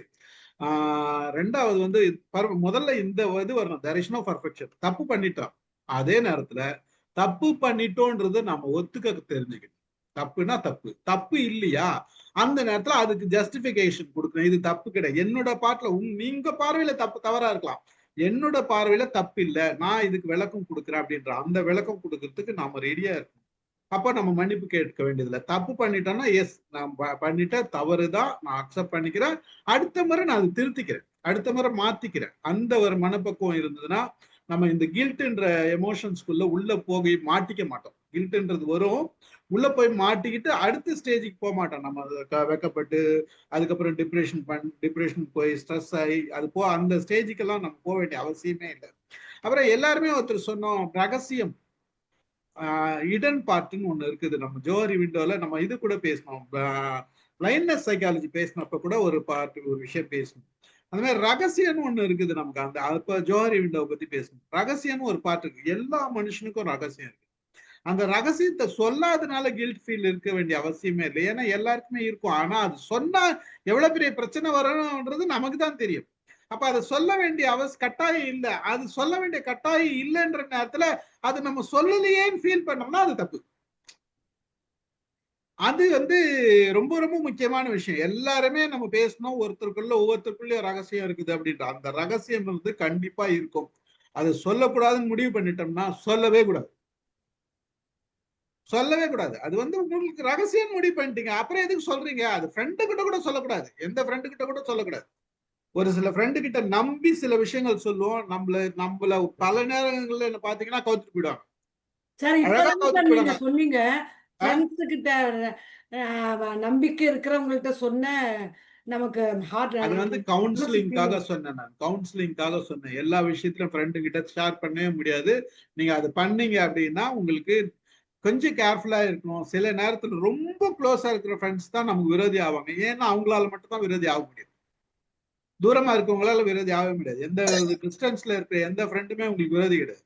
ஃப்ரெண்டுனா ரிலேஷன்ஷிப் நம்ம ஒரு க்ளோஸ்னஸ் இருந்ததுன்னா விரோதி அந்த ரியாக்ஷன் வந்துடும். க்ளோஸ்னஸ் இல்லை, ஒரு டிஸ்டன்ஸ்லேயே நம்ம மெயின்டைன் பண்ணிட்டு வரோம்னா அந்த ஃப்ரெண்ட்ஷிப் ஸ்டாண்டர்டா இருக்கு, அது வந்து இயல்பு. அப்ப நம்ம அந்த க்ளோஸா இருக்கிற பட்சத்துல தான் நாம என்ன பண்ணுவோம், நம்ம க்ளோஸ்னஸ்ன்ற ஒரு அக்ரிமெண்ட்டுக்குள்ள நமக்குள்ள இருக்க மியூச்சுவல் அக்ரிமெண்ட்ல நாம ஷேர் பண்ணிக்குவோம்.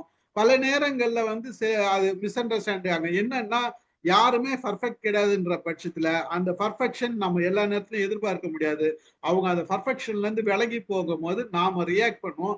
நம்மளோட ரியாக்ஷன் வந்து அவங்களுக்கு அகெயின்ஸ்டா போயிடும். அப்போ அவங்க நமக்கு நாம சொன்ன ரகசியங்களை பயன்படுத்துறதுக்கு வசதியா இருக்கும்.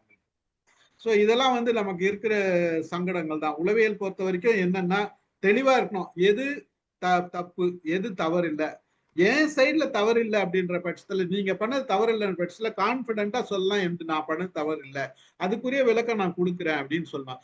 அதையும் மீறி அவங்க இல்லை நீ பண்ணது தவறுதான் அப்படின்னா நீங்க எடுத்துட்டு போங்க, எனக்கு என்ன கவலை. நான் தவறுன்னா நான் அக்செப்ட் பண்ணிக்குவேன், என்னால மன்னிப்பு கேட்க முடியும் அப்படின்ற பட்சத்துல நீங்க தவறுன்னா மன்னிப்பு கேட்டு பழகுவீங்க. அப்ப என்ன தெரியும்னா அவர் தவறு செஞ்சா நிச்சயமா மன்னிப்பு கேட்டுக்குவாரு, அவர் அக்செப்ட் பண்ணிக்குவாரு. அக்செப்ட் பண்ணலன்னா அவர் பார்த்துல தவறு இல்லைன்றது நாம ப்ரூவ் பண்றோம், லாங் டேர்ம்ல நமக்கு புரிய வைக்கும். ஸோ அப்ப அந்த கில்ட்ன்ற ஃபீல் வந்து நமக்கு எந்த இடத்துல வேணும், ரியலா இருந்ததுன்னா ரியலா நம்ம தப்புன்னா தப்பு. எங்கேயோ ஒரு இடத்துல நம்ம மிஸ் பண்ணிட்டோம், ஒரு கில்ட் ஃபீல் இருந்தா அடுத்த நாள் ஃபோன் பண்ணி பேசிடணும். சில நேரங்கள்ல நான் இங்க என்னோட வார்த்தைகள் வந்து பல நேரங்கள்ல ரியாக்ஷன் பண்ண இங்க பேசும்போது கூட பல நேரங்கள்ல சில நேரங்கள்ல கொஞ்சம் ஷார்ப்பா வந்துடும். அந்த நேரத்துல வந்து அடுத்த நாள் ஃபோன் பண்ணி நான் அவங்க கிட்ட சாரி கேட்பேன். உடனே நான் ஃபோன் பண்ணி பேசுவேன். அந்த இது வந்து பல நேரங்கள்ல எனக்கு அது சரியாதான் இருக்கும். சில நேரங்கள்ல வந்து தவறுதலா சொல்லிட்டோமோ, நம்ம பேசின ஸ்பீடு வந்து அவங்களுக்கு வேற மாதிரி புரிஞ்சிருக்கும். எனக்கு இயல்பது. ஆனா அவங்க புரியறதுக்கு போய் சேர்றவங்க அவங்களோட பார்வையில இருந்து அவங்களோட பர்செப்ஷன்ல இருந்து பார்க்கும்போது அது தவறுன்றது தெரியும். அப்ப நான் ஃபோன் பண்ணி பேசியிருக்கேன். உடனே ஃபோன் பண்ணிடுவேன். நான் முடிஞ்சா அன்னைக்கே ஃபோன் பண்ணுவேன், இல்லைன்னா மறுநாள் ஃபோன் பண்ணிடுவேன். நான் ஏதாச்சும் அந்த மாதிரி மாறுதெல்லாம் பேசினேன்னா தப்புன்னு பேசிடுவேன், அக்செப்டும் பண்ணிக்குவேன். அப்போ அந்த ப்ராக்டிஸ் நமக்கு வந்துருச்சுன்னு வச்சுங்களேன், நமக்கு தெரியும், கிளீனா தெரியும், நம்ம வந்து தெளிவா இருப்போம், எதையும் பேலன்ஸ் பண்ணக்கூடிய மனநிலைக்கு வருவோம். இது ப்ராக்டிஸ் பண்ணோம்னா நல்லா நம்மளோட இந்த கில்ட் ஃபீலிங்லாம் ஓவர் கம் பண்ணிடுது.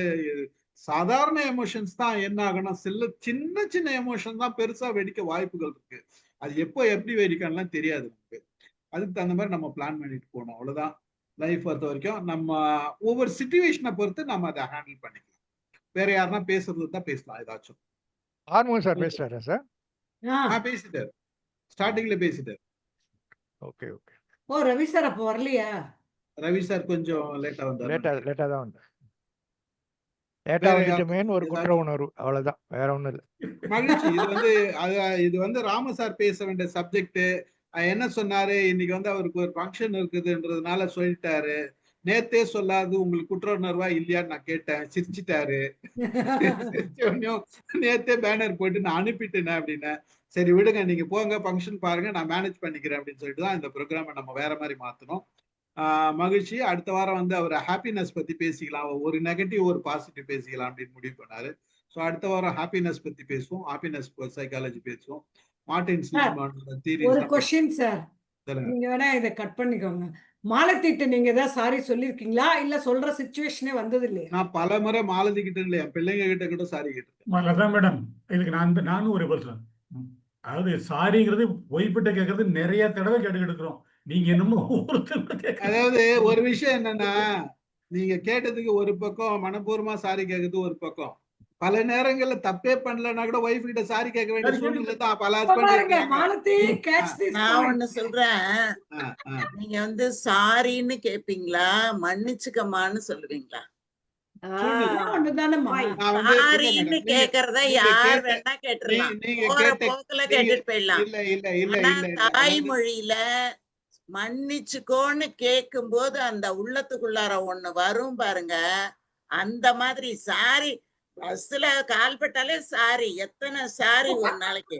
அதுல நல்லா புரிஞ்சுங்க மேடம், நல்லா புரிஞ்சுங்க. சாரி கேட்கறது சாதாரண விஷயம் கிடையாது. சாரி எப்படி கேட்கிறோம்ன்றது அடுத்தவங்களுக்கு புரியும். உள்ளத்துல இருந்து வருதா, இது வந்து உண்மையா ஃபீல் பண்ணி கேட்கறாங்களா, நம்ம கல்யாணி மேடம் சொல்ல தக்காளி சாதம் போயிட்டு சாரி அப்படின்னாங்களா, அந்த மாதிரி வருதா, அதெல்லாம் வித்தியாசம் கிளீனா தெரியும். அது வந்து பெரிய விஷயம் கிடையாது. ஆனா ஒரு சின்ன விஷயம் என்னன்னா, நீங்க சொல்றது கரெக்ட் தான். சாரின்னு உணர்ந்துதான் கேட்போம். உண்மையிலேயே உணராம கேட்கறதுக்கும் உணர்ந்து சாரி கேட்கறதுக்கு வித்தியாசம் தெரியும். ஆனாலும் சார் மன்னிச்சிடு, அப்படி மன்னிச்சிருங்க அப்படின்னு கேட்கும் போது அது இன்னும் கொஞ்சம் அதிகமா தான் சார் இருக்கும். அது ரொம்ப வந்து நீங்க சொல்றது வாஸ்தவம் தான், நான் இல்லைன்னு சொல்ல வரல. நீங்க சொல்றது 100% கரெக்ட். மைண்டுன்னு சொல்றது தான் மனசு தான். ஆனா அதே மைண்டுன்றத மனசாட்சி இருக்கான்னு கேட்டா மனசு தான். மனசாட்சிக்கும் மைண்டுன்னு சொல்றதுக்கு வித்தியாசம் இருக்கு. புரியுதா உங்களுக்கு? அந்த வித்தியாசம் மன்னிப்புன்னு கேக்குது. மன்னிச்சுன்னு சொல்லிட்டு போறது கூட சர்வசாதாரணமா சொல்லிட்டு போயிடலாம். என்ன மன்னிச்சிருமா அப்படின்னு 4 முறை செய்யுங்க. எப்ப பாரு இந்த மனுஷன் மன்னிச்சுட்டுன்னு சர்வசாதாரணமா சொல்லிட்டு போயிடுவாருங்க. சரி, அந்த மன்னிப்பு கேட்கறத கூட உங்களோட ஃபீல் தெரியணும். நீங்க ரியலா ஃபீல் பண்ணணும். அதுதான் வேல்யூ. நீங்க சாரி கேக்குறீங்களா மன்னிப்பு கேக்குறீங்களான்றது பிரச்சனை இல்ல. நீங்க எந்த ஃபீலோட கேக்குறீங்க, ரியலாவே அதை மன்னிப்பு கேக்குறீங்களான்றது கேட்கறவங்களுக்கு புரியும். அந்த புரிதல் இருந்தா போதும் நமக்கு. நம்ம சாரி கேட்கிறோமா மன்னிப்பு கேட்கிறோம். பெரும்பாலும் அதாவது இப்பதான் நம்ம எல்லாம் மன்னிப்புன்றது வார்த்தையை, நம்ம தமிழ் வார்த்தை எத்தனை சொல் பயன்படுத்த, யாரெல்லாம் பயன்படுத்துறோம்ன்றத வார்த்தையை நம்ம பயன்படுத்திட்டு இருக்கோம். பல பேர் வந்து புரியல சார், சொல்லுங்க. பயன்படுத்துறோம் அப்படின்ற வார்த்தையே இப்ப யாரெல்லாம் எத்தனை பயன்படுத்திட்டு இருக்கோம். எல்லாம் யூஸ் பண்றோம் நிறைய பேர் சொல்றோம்ல. அப்ப தமிழ் வார்த்தை நம்ம பேசுவேன் சார். சார் எனக்கு வந்து என்னன்னா, எனக்கு இந்த மாதிரி வார்த்தைகள் தான் அதிகமா வருமா. நம்ம தமிழர்கள்ட்ட பேசும்போதே நான் வித்தியாசமா இருக்க மாதிரி நான் இங்கிலீஷ் வார்த்தை தேடுவேன். நான் இப்படி சொல்றது எனக்கே ஒரு மாதிரி இதா இருக்கும். எனக்கு நார்மலா அந்த வார்த்தையெல்லாம் வர மாட்டேது. இப்ப யூஸ்னு எனக்கு டக்குன்னு வராது. இடைப்படுறேன் அப்படின்னு தான் வரும். அப்பெல்லாம் நான் வந்து இதுக்கு இங்கிலீஷ் வார்த்தை நான் பேசுறது அக்வர்டா தெரியுற மாதிரி எனக்கு ஒரு ஃபீல். இப்ப நீங்க சொன்னீங்க நார்மலா அப்படின்னு சொன்னீங்கல்ல, நான் கூட அப்படிதான் சொல்லியிருந்தேன். நார்மலுக்கு தமிழ்ல அந்த மாதிரி வார்த்தை சொல்றேன். ஆனா நிறைய வார்த்தைகள் வந்து சொல்லுவேன்.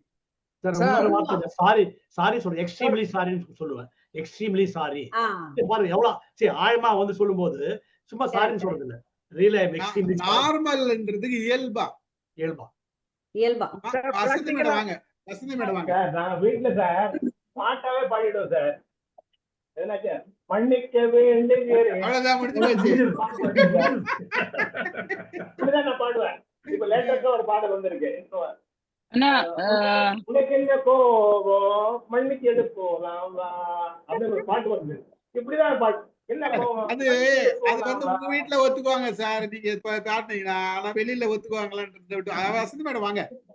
அதாவது ஒரு சிச்சுவேஷன்ல நான் வந்து அதாவது ஒருத்தங்க ஃபியூனரலுக்கு என்னால் போக முடியல. ரொம்ப க்ளோஸ் ரிலேட்டிவ் அவங்க. அவங்களோட அவங்களோட வீட்டில் ஒரு டெத்து. ஆனால் எங்களால் போக முடியல. அவங்க வந்து தப்பாக எடுத்துக்கிட்டாங்க எங்களை. நாங்கள் வந்து வேணும்ன்ட்டே வரல அந்த மாதிரி.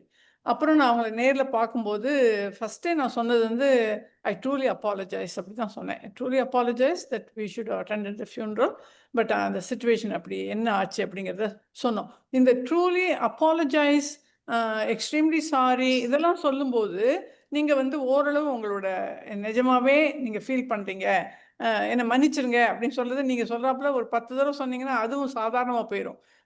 ஆனால் வந்து I truly feel very bad about that அப்படிங்கிற மாதிரி நம்ம கொஞ்சம் அதையே எக்ஸ்டெண்ட் பண்ணி சொன்னோம் அப்படின்னா சரியாயிடும். கரெக்ட், உண்மைதான். நம்ம அதாவது எப்பயுமே பயன்படுத்தாத வார்த்தையை கொஞ்சம் அழுத்தி அதுக்கு ஒரு அழுத்தம் கொடுத்து சொல்லும் போது அது உண்மையாவே அந்த ஃபீல் தெரியும் நமக்கு. நம்ம ஃபீல் பண்ணி நமக்கே எத்தனை பேர் சாரி சொன்னாலும் தெரியும்ல சார். ஸ்டீஃபன் சார், இப்ப நீங்க சொன்னீங்க பாருங்க, அதாவது நீங்க நிஜமாவே ஃபீல் பண்ணீங்கன்னா மட்டும்தான் அந்த ட்ரூலி சாரிங்கிறது வரும், இல்லைன்னா வராது. சார் இன்னொன்னு இருக்கு சார். அதுல இப்ப நான் நீங்க சாரி டூரின் ரெண்டுமே கூட கேட்க வேண்டாம்.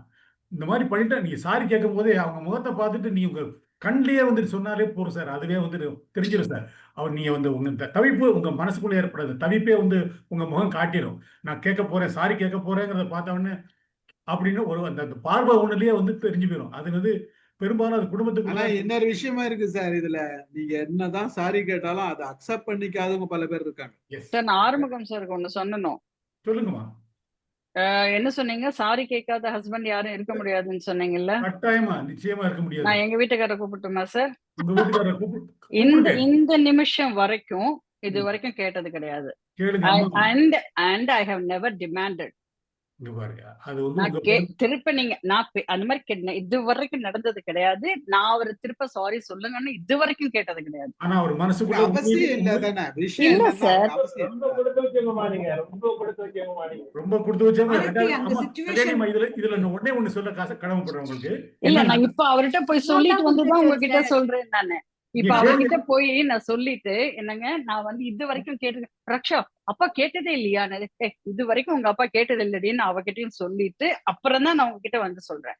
இது வரைக்கும் நோ அட் ஆல். கல்யாணி அதே மாதிரி நானும் I Kalyani have never demanded. Situation வந்தது இல்லையா இல்ல வந்தும் ஒரு சிச்சுவேஷன்லாம் வராது இருக்குமா?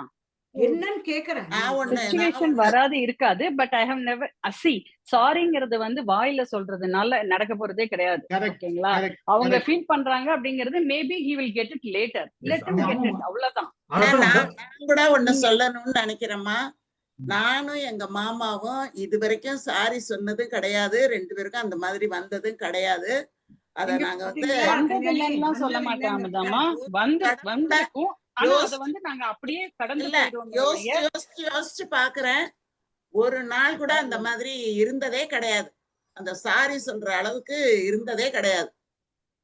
அது எனக்கு நீங்க எல்லாம் நான் யோசிச்சு ஷேர் பண்ண பாருங்க சார். உங்களுக்கு கொடுத்து வச்ச ஒரு மாமா இல்ல சார், அதாவது பல விஷயங்கள பல எமோஷன்ஸ வந்து இந்த மாதிரி ஒரு மன்னிப்பு கேட்கணும்ன்ற ஒரு எமோஷனை வந்து வார்த்தையால சொல்லிதான் எக்ஸ்பிரஸ் பண்ணணும்னு அவசியம் கிடையாது. நீங்க வார்த்தையால சொல்லுவீங்க, ஆனா வந்து அதுல ஒரு சாரியே இருக்காது. அப்ப என்ன இருக்காது. இன்னொரு விஷயம் 2-3 முறை சாரி கேட்டு மறுநாள் அதையே பண்ணோம்னா அப்புறம் என்ன பிரயோஜனம்? எப்படி கல்யாணி நீங்க சொல்றீங்க? ரவி சார், ரவி என்ன சார் நான் சொல்லுங்க சார். ஆமா, ரக்ஷா கிட்ட நீங்க எப்படி என்ன பண்ணீங்க? அது சார் நான் எனக்கும் இவருக்கும் சொல்லிட்டு இருக்கேன். சரிங்களா? அது நீங்க ஹஸ்பண்ட பத்தி சொன்னாங்கல்ல, அது சொல்றேன். நான் இப்ப ரக்ஷா கிட்ட எல்லாம் these are very simple sorry things. எப்படி சொல்றத பத்தி தான் பேசிட்டு இருக்கோமே தவிர அது யார்கிட்ட எப்படி அது கிடையாது. நான் அதுக்கு தான் ஆறுமுகம் சார்ட்ட கரெக்ட்டா கேட்டேன். நீங்க போய் ரிமைண்ட் பண்ணி பாருங்க. கொண்டாட்டிங்க அது ஹஸ்பண்ட் அண்ட் வைஃப்க்குள்ளேன்னு கேட்டேன் நான். லதா ஒரே நிமிஷம். நான் அந்த வார்த்தையை கேட்டுட்டு தான் ரவி சார் சொன்னேன் நானு. ஆறுமுகம் சார கேளுங்க. கல்யாணி அம்மா, இங்க பாருங்க, உங்களுக்கு நான் இன்னும் திருப்பியும் சொல்றேன். வந்து அவர் வந்து உங்ககிட்ட வந்து சாரியே கேட்க வேண்டிய அவசியமே இல்லை. ஆனாலும் கூட அவர் மைண்ட்ல வந்து ஐயோ நம்ம பண்ணிட்டவே அந்த ஃபீலிங் வந்து கரெக்டா இருக்கும். அந்த எக்ஸ்பிரஷனை நீங்க பிடிச்சிருக்க மாட்டீங்க. அவ்வளவுதானே ஒழிய வந்து இல்ல அந்த நேரம் இல்ல சார், நீங்க சொல்றது டோட்டலா வேற, நான் சொல்றது டோட்டலா வேற. நீங்க புரிஞ்சுக்கல நான் சொல்ல வர்றத. இல்ல அவர் கரெக்டா தான் புரிஞ்சுக்கிட்டாரு. இல்ல சாரின்ற ஃபீலிங் வந்து அவர் இருந்திருக்கும், இல்ல கண்ணுல தெரிஞ்சிருக்கும், இல்ல முகத்துல தெரிஞ்சிருக்கும். நோ சார் நான் சொல்றேன் கேளுங்க. 10-15 நாளைக்கு கூட நாங்க பேசாத இருந்திருக்கோம். But he has never come and said sorry. அது நான் டிமாண்ட் பண்ண கிடையாது. டிமாண்டே பண்ண மாட்டேன். எனக்கு தெரியல, எக்ஸ்பீரியன்ஸ் அதிகம். நான் சொல்றது சரியாக தெரியல. ஆனா மேம் சார் சொன்ன மாதிரி சாரி கேட்டே ஆகணும்னு அவசியம் இல்ல. செயல்களால தெரியலாம், இல்ல சைலண்ட் போறதுல கூட தெரியலாம்.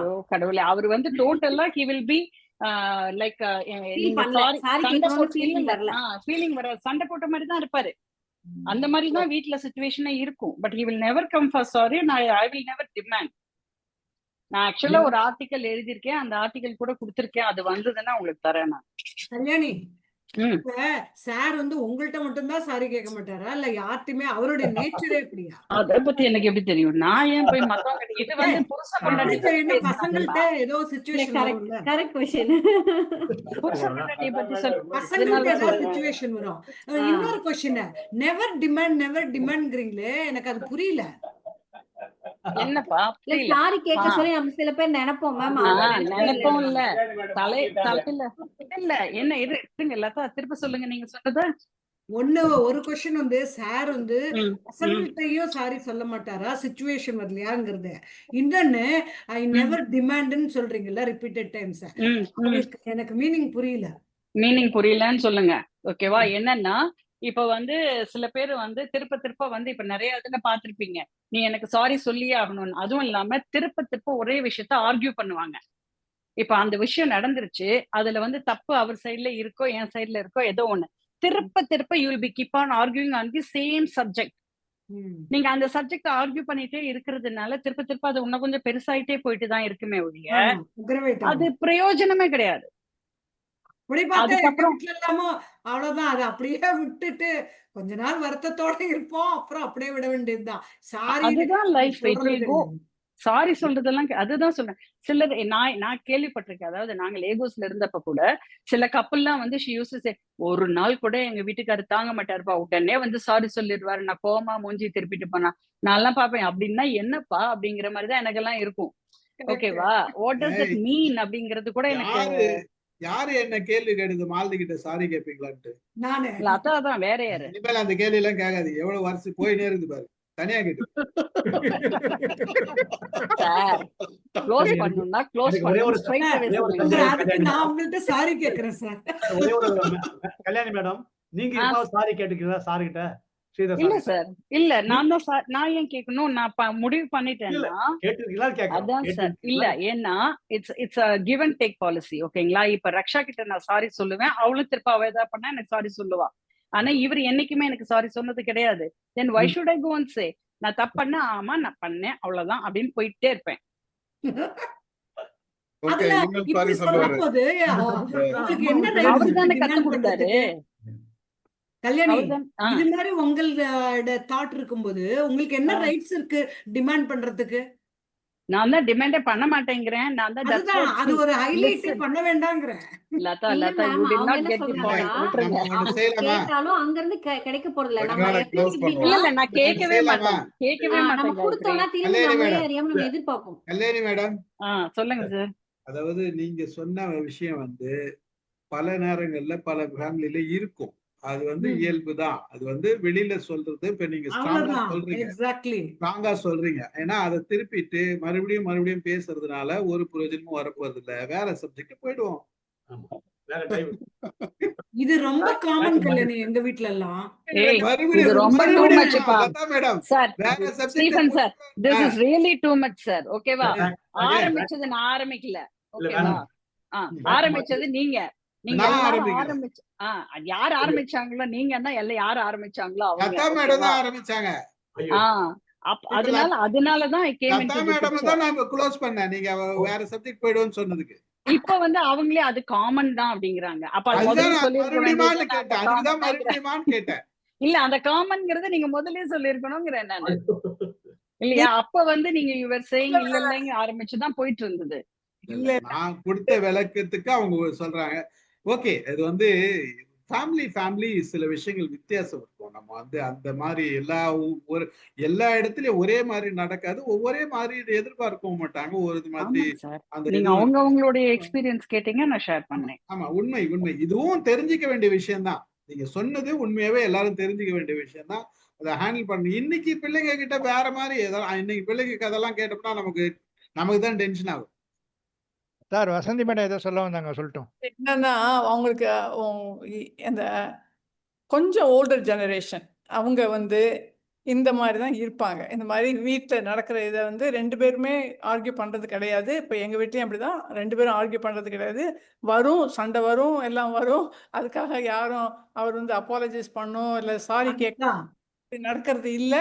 அது 2-3 நாளைக்கு கஷ்டமாக தான் இருக்கும் மனசுக்கு. அப்புறம் எக்ஸாக்ட்லி. அதுக்கப்புறம் வந்து நம்மளோட அதுக்கு போய் நம்ம அதுக்கு காம்பன்சேட் பண்ணுறதுக்கு ஏதாவது வாங்கிக்கலாம், ஏதாவது பண்ணிக்கலாம், அது வேற. அதுக்கப்புறம் வந்து ஆனால் இது எல்லா வீட்லேயும் நடக்கிறது தான். இந்த யங்கர் ஜெனரேஷன் கொஞ்சம் டிஃப்ரெண்ட்டாக இருக்கிறாங்க. அவங்க பிளாக் அண்ட் ஒயிட். இதை நீ பண்ணலைன்னா நான் நாளைக்கு வெளியில் போயிடுவேன், சூட்கேஸ் எடுத்துக்கிட்டுன்னு போயிடுவாங்க. அதுக்கு பயந்துக்கிட்டே எல்லா பசங்களும் சரி பொண்களும் சரி அவங்க அப்பா so sorry honey, I love you so much இதெல்லாம் ஆரம்பிக்கிறாங்க முதல்ல இருந்தே. ஸோ நம்ம அதெல்லாம் பண்ணலை, நம்ம இவங்களெல்லாம் லூஸாக விட்டுட்டோம். அதனால இதுதான் இதனால அது பெரிய விஷயமே கிடையாது. நம்ம வேற ஏதாவது பேசுவோம். இல்ல நம்ம வந்து ஒவ்வொரு ஜெனரேஷன் வரும்போதும் மாற்றங்கள் பாக்குறோம். நம்ம வந்து நம்ம அப்பா அம்மா எப்படி இருந்தாங்க, நம்ம தாத்தா பாட்டி எப்படி இருந்தாங்க, அதே மாதிரிலாம் நம்ம வாழறது கிடையாது. ஒவ்வொரு ஜெனரேஷன் வரும்போது அந்த வாழ்க்கை முறையில மாறுது, நம்மளோட பேசுறதுல மாறுது, நம்ம பழகுறதுல மாறுது. அடுத்து வர ஜெனரேஷன் வேற மாதிரிதான் இருக்கு. இப்ப காயத்ரி ஜெனரேஷன் வேறதான் டோட்டலாவே. அவங்க கொஞ்சம் வேற மாதிரி இருப்பாங்க. அவங்களுக்கு அதுக்கப்புறம் வர ஜெனரேஷன் பாத்தீங்கன்னா இன்னும் வேற மாதிரி இருக்காங்க. அப்போ வந்து நம்ம எல்லாரும் ஒரே மாதிரி இருக்கணும்னு எதிர்பார்க்க முடியாது. அது வித்தியாசம் இருக்கதான் செய்யும். ஆனா என்ன எப்படி சுத்தி எல்லாம் வந்தாலும் எமோஷன்ஸ் ஒண்ணுதான். சார் ஒரு விஷயம், மேடம் சொன்ன மாதிரி இவங்களெல்லாம் லூஸா விட்டுட்டோம்னு சொன்னது ஒரு பக்கம், அது உண்மை. அதே மாதிரி இன்னொரு விஷயம் என்னன்னா சார், சாரி கேட்குறாங்களோ இல்லையோ, நம்ம ஊர்லயும் பெட்டி தூக்கிட்டு எல்லாரும் அம்மா அப்பா வீட்டுக்கு போயிடுவாங்க. ஹஸ்பண்ட் போய் கூட்டிட்டு வரதே ஒரு சாரி தான். இல்ல அது இல்ல அது காயத்ரி வந்து அப்படி இல்ல காயத்ரி. அது பேசினா அந்த காலத்துல வேற விதமாலாம் இருந்திருக்கு. அது வேற வேற கதை. பேசுமா இல்ல காயத்ரி? சார், கூட்டிட்டு வராங்கல்ல, அதுவே ஒரு சாரி சொன்ன மாதிரி தான். நீங்க ஏன்னா அந்த wife காலத்துல கோச்சிட்டு கதை வேற. போயிடுவாங்க. சாரி எல்லாம் கேட்க மாட்டாங்க. போனா அமிச்சு ஹஸ்பண்ட் அங்க போனாரு அமிச்சிடுவாங்க. நீ சாரி எல்லாம் கேட்க வேணாம். நீ போய் நீ வீட்டுக்கு வந்துட்டாரு அதுதான் சார் சொல்றேன். கேட்க வேண்டாம். நம்ம போய் கூப்பிடுறாங்களே, இப்ப ஹஸ்பண்ட் போயிட்டு கூட்டிட்டு வராங்கல்ல, அதுவே ஹஸ்பண்ட் சொல்றது ஒரு சாரி மாதிரி தான் நான் சொல்றேன்.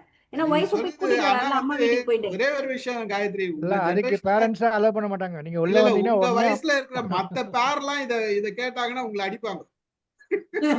ஏன் சார்? உங்க ஜெனரேஷன்ல நீங்க கொஞ்சம் ஓல்டா தான் பேசுறீங்க. நீங்க நியூக்கு வரல. அது எனக்கு தெரியும் சார். நான் சொல்றது அந்த ஜெனரேஷன்ல அப்படி இப்ப எங்க அப்பா இப்ப ஓப்பனா சொன்னா இப்ப எங்க அம்மா கோச்சிட்டு போயிட்டாங்கன்னா எங்க அப்பா போவாரு. சோ தெரியுது அதுவே ஒரு சாரி தானே சார். தெரியுது இப்ப எங்க தெரியுது அப்பா எங்களுக்கு. வார்த்தையில சாரி கேட்கலைனாலும் அவர் போய் கூட்டிட்டு வரதே வந்துட்டு அது சாரி கேட்கறதுக்கான ஈக்குவல் தானே அது. இல்லம்மா அது வந்து அவர் அப்படின்னு ப்ரெஷர்ல போயிருப்பாரு அப்படின்னு அவங்க அக்செப்ட் பண்ணிக்கினாங்கன்னா ஓகே. சார். அவர் ப்ரெஷர்ல போயிருப்பாரு.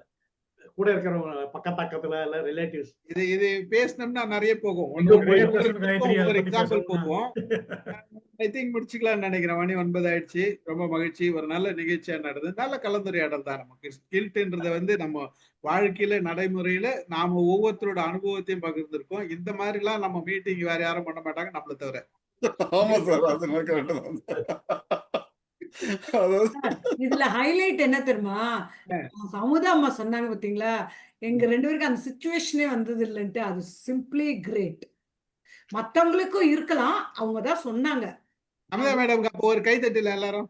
எஸ் சார் ஒண்ணும் இல்ல சார். சிச்சுவேஷன்லாம் வராம இருந்திருக்கா சார்? கண்டிப்பா அந்த வந்து சூழ்நிலைக்கு கல்யாணி ஏற்ப மேடமும் அதான் சொன்னாங்க. போயிட்டோம்னா அந்த சூழ்நிலைக்கு ஏற்ப நீ தழையணுமா நான் தழையணுமான்னு இல்ல. யார் வேணாலும் அப்படியே போயிட்டோம்னா அதோட அது முடிஞ்சு போயிடும் சார். அதுக்கு மேல அது வந்து தொடரவே தொடராது. நாராயண் சார் இல்லாத போயிட்டாரு. அவர் இருந்தா அவர் வேற ஒரு தீரி சொல்லியிருப்பாரு. ஒருத்தருக்கு இன்னொன்னு சார், ஒருத்தருக்கு ஒரு விஷயம் பிடிக்கல அப்படின்னா அதை பத்தி அதுக்கு பேசவே வாய்ஸ் மெசேஜ் வாங்கிடுங்க சார். அவங்களுக்கு அது பிடிக்கல அப்படின்னா அதை பத்தி பேசக்கூடாது. ஏன்னா அவங்களுக்கு அது பிடிக்கல, அவ்வளவுதான். அந்த மாதிரி வந்து பிடிக்காத விஷயங்களை பேசக்கூடாது. அது மாதிரி மேடம் அதுதான் பிரச்சனை மேடம். பிரச்சனையே அதுதான் மேடம். பிடிக்கலன்றது புரியும், பிடிக்கலன்றது அதை பத்தி பேசக்கூடாதுன்றது புரியும். ஆனா நாங்க பேச மாட்டோம், பேசிடுவோம். அப்படின்னா அதை வேண்டாம், அவ்வளவுதான். ஒரு விஷயம் எல்லாரும் பேசணும். அமுதாம்மா, ஒரு விஷயம் உங்களுக்கு ரொம்ப பிடிக்குது, அது அவருக்கு பிடிக்கல, அப்ப என்ன பண்ணுவீங்க? நான் பேசாம விட்டுருவேன். அதுக்காக நான் ஒன்னும் இதெல்லாம் பண்ண மாட்டேன். அவ்வளவுதான், வெரி சிம்பிள். அவ்வளவுதான். அது என்ன வந்து கையோட வந்துட போதா? யாருக்குமே அவங்களுக்கு ஒரு விஷயமா அது? அவங்களோட இது இருக்குல்ல, அது நம்ம நினைக்கிற மாதிரி அவங்க இருக்கணும்னு நினைக்கவே முடியாது. யாருமே நினைக்க முடியாது. அதுதான் நானும் சொல்றேன். ஆனா அமுதாம்மா சொல்றது சிம்பிளி. நான் அதை நினைக்க மாட்டேன் இல்லதா. எனக்கு ரொம்ப பிடிச்சதா இருந்தாலும் அவங்களுக்கு அது முடியல அப்படின்னா அது அவ்வளவுதான். அதுக்காக வந்து சண்டை போட்டு கட்டாயப்படுத்தி அதை செஞ்சு என்ன அதுல கிடைச்சிரும் நமக்கு? அதை விட பேசாமே விட்டுறலாம். நம்ம செல்வகுமார் சார் எப்படி பேசாம விட்டுட்டாரோ அதே மாதிரி விட்டுட்டோம்னா கொஞ்ச நாள் கழிச்சு ஆட்டோமேட்டிக்கா அவங்க அதை பண்ணி கொடுத்துருவாங்க. முடிஞ்சிடும். இதுதான்மா உண்மையான பொருத்தம். வாழ்க்கையில இல்ல கணவன் மனைவி அனுசரிச்சு அப்படியெல்லாம் கிடையாது. அப்படியெல்லாம் கிடையாது. சண்டை போட்டுக்கிறது கூட உண்மையான பொருத்தம் தான். சண்டை போடணும் சார். அந்த சண்டை போடலனா தான் பிரச்சனை. சண்டை போடுறதுன்றது இருக்கணும் லைஃப்ல. அப்பதான் அந்த மியூச்சுவல் இது வரும். சண்டை போடுறது அவங்க ரேர் கேஸ், அது வேற விஷயம். ஜெனரலாவே சண்டை வரணும், ஒரு டிஃபரெண்ட் ஒப்பீனியன் 2 பேருக்குமே இருக்கும். ஃபேமிலின்னு வரப்ப நிச்சயமா வரும். வரும் சார். சண்டையா போடாம பேசாம இருக்கிறத விட ஒரு பெரிய கொடுமை ஒண்ணுமே கிடையாது. ஒரே ஒரு நாள் போறோம் அதுக்கு நாள் கணக்கெல்லாம் தேவையில்லை. தொணத்தொணான்னு பேசிக்கிட்டு இருந்தவங்க ஒரே ஒரு நாள் பேசாம இருந்தா அதை விட பெரிய தண்டனை ஒண்ணுமே கிடையாது. அதுதான் மேடம், உங்களை மாதிரி லட்சத்துல ஒருத்தர் தான் இருப்பாங்க மேடம். பெரிய விஷயம். அதனால அதுவே நமக்கு ஒரு பெரிய சுமக்க முடியாத ஒரு பெரிய கல்ல. அதனாலதான் நாங்க இப்ப எல்லாரும் கை தட்டி உங்களுக்கு பெரிய பாராட்டு கொடுத்துட்டோம். ஆமா சார், அது மட்டும் இல்லாம இப்போ அதனால எல்லாரும் பேசி மனசுல இருக்கிற ஒரு சில சீக்ரெட்டை வந்து வெளியில சொல்லனாலும் பகிர்ந்துக்கணும்ன்ற மாதிரி ஒரு மன திருப்தி இருக்கு சார் எல்லாருக்கும். இல்ல சார், சீக்ரெட்னு எப்ப முடிவு பண்ணீங்களா அதை பத்தி மறந்து இல்ல சார், சீக்ரெட் இல்ல சார், குற்ற உணர்ச்சியா இருக்கும்னு சொல்லிட்டு இருக்கக்கூடிய இல்ல. நீ எப்ப சீக்ரெட்னு முடிவு பண்ணிட்டீங்களா, நீங்க போய் சொன்னீங்கன்னா முடிஞ்சு போச்சு கதை. பில்கேட்ஸ் வயசான காலத்துல டைவர்ஸ் ஆயிருக்கு. பல டைவர்ஸ் வந்து வயசான காலத்துல ஆயிருக்கு. நீங்க யோசிச்சு செய்யுங்க. சார் இன்னொன்னு கூட சொல்றேன் சார், இல்ல இன்னொன்னு கூட நைட்டு போய் சீக்கிரட்லாம் சொல்லிட போறாரு, அதுக்குதான் சொல்ல வரேன். இன்னொன்னு கூட சார், ஒருத்தர் மேல ஒருத்தர் மதிப்பு வச்சிருந்தாங்கன்னாலும் பிரச்சனை வராது. ரொம்ப ஒருத்தர் மதிச்சாங்கன்னா கூட ஆமா ஆமா பிரச்சனையே வராது. அதுவும் ஒண்ணு இருக்குது. சார் நான் இந்த வேற சமயத்துல பப்ளிக்கா கேட்டுட்டு நாராயணமூர்த்தி இருக்கேன். சார் எனக்கு வந்து தான் ஒரு பிரச்சனை வரும் போல இருக்கு. அமுதம்மா பேசுறது அண்ணம்மா அம்மாடி என்ன இந்த நீங்க இந்த பேசுறதுல சமயத்துல எனக்கு தான் பாதகமா அமையும் போல இருக்கு. நாராயணமூர்த்தி சார் ஒரு ஸ்டோரி போட்டாரு, யாருக்காவது ஞாபகம் வருதா? அதாவது ஒரு கப்பல் வந்து எந்த நேரம் சண்டை போட்டுப்பாங்க, ஒரு கப்பல் ரொம்ப அட்ஜஸ்ட்மெண்டா இருப்பாங்க. அது மாதிரி நிறைய கப்பல் அவங்களுக்கெல்லாம் மார்க் போட்டு ஃபைனல் ஜட்ஜ்மெண்ட் இவங்க 2 பேரும் வராங்க. இவங்களுக்கு இந்த கப்பல் வந்து எந்த நேரம் அடிச்சுக்கிட்டாங்க, அந்த கப்பல் அவ்வளோ அட்ஜஸ்ட்மெண்ட். கடைசியில ஃபைனலா ஜட்ஜ் வந்து சண்டை அந்த போட்டவங்களுக்கு தான் அடிச்சுக்கிட்டவங்களுக்கு தான் பிரைஸ் கொடுக்குறாரு. பிரைஸ் ஏன்னா அவ்வளவு கொடுத்துருக்காங்க. அடிச்சுக்கிட்டும் சேர்ந்து இருக்காங்கல்ல. இப்ப ஸ்டீஃபன் சார் சொன்னோன்னே எனக்கு இம்மிடியேட்டா அதான் தோணுச்சு. நான் அதுக்குதான் ஒரு ஒரு ஒரு பழமொழி சொன்னேன். நான் பழமொழியில ஒரு ஒரு ஒரு ஷார்டஸ்ட் மெசேஜ் தான் சரி சைக்காலஜில. ஹஸ்பண்ட் அண்ட் ஒய்ஃப் வந்து உன்னை என்ன புரிஞ்சுக்க முடியாது, நீ என்ன புரிஞ்சுக்க முடியாது, நான் என்ன புரிஞ்சுக்க முடியாதுன்றது உண்மை. இந்த 2 பேரும் ஒருத்தரை புரிஞ்சுக்க முடியாதுன்றது என்னைக்கு 2 பேரும் சேர்ந்து புரிஞ்சுக்கிறாங்களோ அன்னைக்கு இது எல்லாம் சமாதானம் ஆயிடும். இது விசுவோடைய வசனம் மாதிரி இருக்கு சார். சார் புரிஞ்சுக்கிட்டா போர் அதனாலதாம்மா அடிச்சிடும் சார். வள்ளுவர் வந்து கணவன் மனைவி சண்டை வந்து உப்பு மாதிரி இருக்கணும்னு சொல்றாரு. உப்பு வந்து தூக்கலா போனாலும் பிரச்சனை, உப்பு இல்லைன்னாலும் பிரச்சனை. ஆனா உப்பு இருந்தா ஒரு சுவை. அந்த மாதிரி உப்பு மாதிரி ஒருத்தருக்கு ஒருத்தர் ஒரு சண்டை இருந்தது அப்படின்னா அதனால எந்த பிரச்சனையும் இல்ல. அது ஒரு சுவை ஊட்டக்கூடிய ஒரு சண்டையாதான் இருக்கும். நான் அந்த என்ன மாதிரி பண்றேன், சண்டை போட்டுக்கணும்னு தான் அவர் வந்து காமத்து பால்ல சொல்றாரு. அப்பனா நான் என்ன அமுதாமா உங்கள்ட்ட இல்ல உப்பே இல்ல இல்ல இருங்க அப்போ. நான் என்ன பண்றேன், இது 3 பகுதியா பிரிச்சிடுறேன். உப்பு இருக்கும், உப்பு இல்லாம எப்படி இருக்கும்? ஆ. உப்பு அந்த இருக்கணும், உப்பு கூடவும் கூடாது, குறையவும் குறையாது. சுவையான உப்பா ஒரு இருக்கு. ஒரு நான் அப்படி சுவை இல்லைன்னா தரக்கூடிய ஒரு உப்பா இருக்கும், அவ்வளவுதான். சார் நான் அப்படி என்ன இல்லைன்னா உப்பு சப்பு இல்லாத புரிஞ்சுக்கிட்டா வாழ்க்கைன்றாங்க. ரொம்ப அண்டர்ஸ்டாண்டிங்கா இருந்தாலும் போர் அடிச்சிடும் மேம். சண்டைன்னா தான் ஏண்டி இன்ட்ரெஸ்டிங்கா எந்த இருக்கும். வயசுல இந்த வயசுல இல்ல அதான் மேம் சொல்றேன். வர்றதுனாலதான் சொல்றேன். புரிஞ்சுக்கிட்டா போர் அடிச்சிடும். இப்படி இல்ல இருந்தா சண்டை நான் தான் நான் இன்ட்ரெஸ்டிங்கா இருக்கும். நான் ஒண்ணு செய்யறேன். நம்ம ப்ரோக்ராம் இப்ப 3 பகுதியா பிரிக்கணும். ஒண்ணு வந்து கில்ட் பத்தி, ஒண்ணு வந்து மன்னிப்பு கேட்கறது சாரி பத்தி, ஒண்ணு சாரி வந்து கணவன் மனைவி சண்டை பத்தி. இப்போ 3 பகுதியா பிரிச்சுக்கணும். சார் அப்படி கணவன் இல்லைன்னா மனைவி உப்பு சண்டைகளை சப்பு இன்ட்ரெஸ்டா இல்லாத வச்சுக்கிறேன் வாழ்க்கைன்றாங்க சார். சார். ஆஹ் அமுதாமா அப்படி இல்லைன்னா உப்பு சப்பு இல்லாத வாழ்க்கைன்னு சொல்றாங்க. அதனாலதான் சார் சொல்றேன், உப்பு மாதிரி இருக்கணும் இல்ல பிரச்சனைகள்னு இப்ப சொல்றேன். கணேசன், நீங்க வந்து இப்ப அமுதா மேடம் வந்து உப்பு சப்பு இல்லாத மாதிரி சொல்றீங்களா? அவங்கதான் சண்டை போட்டுக்காதுன்றாங்க. அவங்க சார் எப்படி எங்க அவங்க லைஃப் ஸ்வீட் நல்லா வாழ்க்கை இருக்கு sir. Sir. Sweet sir sweet எனக்கு வாழ்க்கை ஒரு அவங்களுக்கு.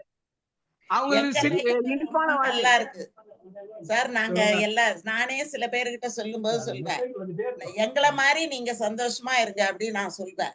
அந்த மகிழ்ச்சி அளவு மகிழ்ச்சி. ரொம்ப கான்பிடன்ஸ் ஒரு ரொம்ப பிள்ளமா கேட்கறதுக்கு ரொம்ப நல்லா இருக்குமா, கேட்கறதுக்கு சந்தோஷமா இருக்கு. இன்பமா இருக்கு. உங்களை ஃபாலோ பண்ணணுன்றதும் மத்தவங்களுக்கு சார் தெரியும். எனக்கு ஒரு சின்ன விஷயம் சார். ஓ சாரி. இப்போ எங்க வீட்ல இருக்கும்போது சார் நாங்க 3 பேர் இல்ல சார். நாங்க எப்பத்துல அடிச்சுக்கிட்டே இருப்போம் கொஞ்ச சார். நேரம் ஆனா கஷ்டமா இருந்ததுல ஜாலியா இருக்கும். அதே மாதிரி நமக்கு வீட்டை விட்டு வரும்போது வீட்ல எப்படி ஒருத்தவங்க நம்ம அண்ணன் தம்பிகளோட அடிச்சிட்டோமோ அது மாதிரி இங்க வந்து நம்ம அடிச்சுக்கிறோம். நோ நோ அது நோ வேற, நோ. அது வேற, அது இது வேற வேற, இது வேற. அது வேற, இது வேற. இந்த உங்களுக்கு மாதிரி வேற தெரியும், ஒருத்தங்கள்ட்ட சொல்லிடாதம்மா. உங்களுக்கு தெரியும். என்ன நீங்க சார் என்னமோ சரி, ஆனா சார் ஒன்னே ஒண்ணு விட்டீங்க சார். சாரியின் விலை என்ன? எல்லாரும் சாரி சொல்றதால எவ்வளவு விலை கொடுத்தீங்கன்னு நீ பேசவே இல்லை. இன்னொரு நாளைக்கு பேசலாம் சார். மகிழ்ச்சி, நன்றி, முடிச்சுக்கலாம். Bye bye. Okay sir, thank you. Okay ஐயோ சார். சார்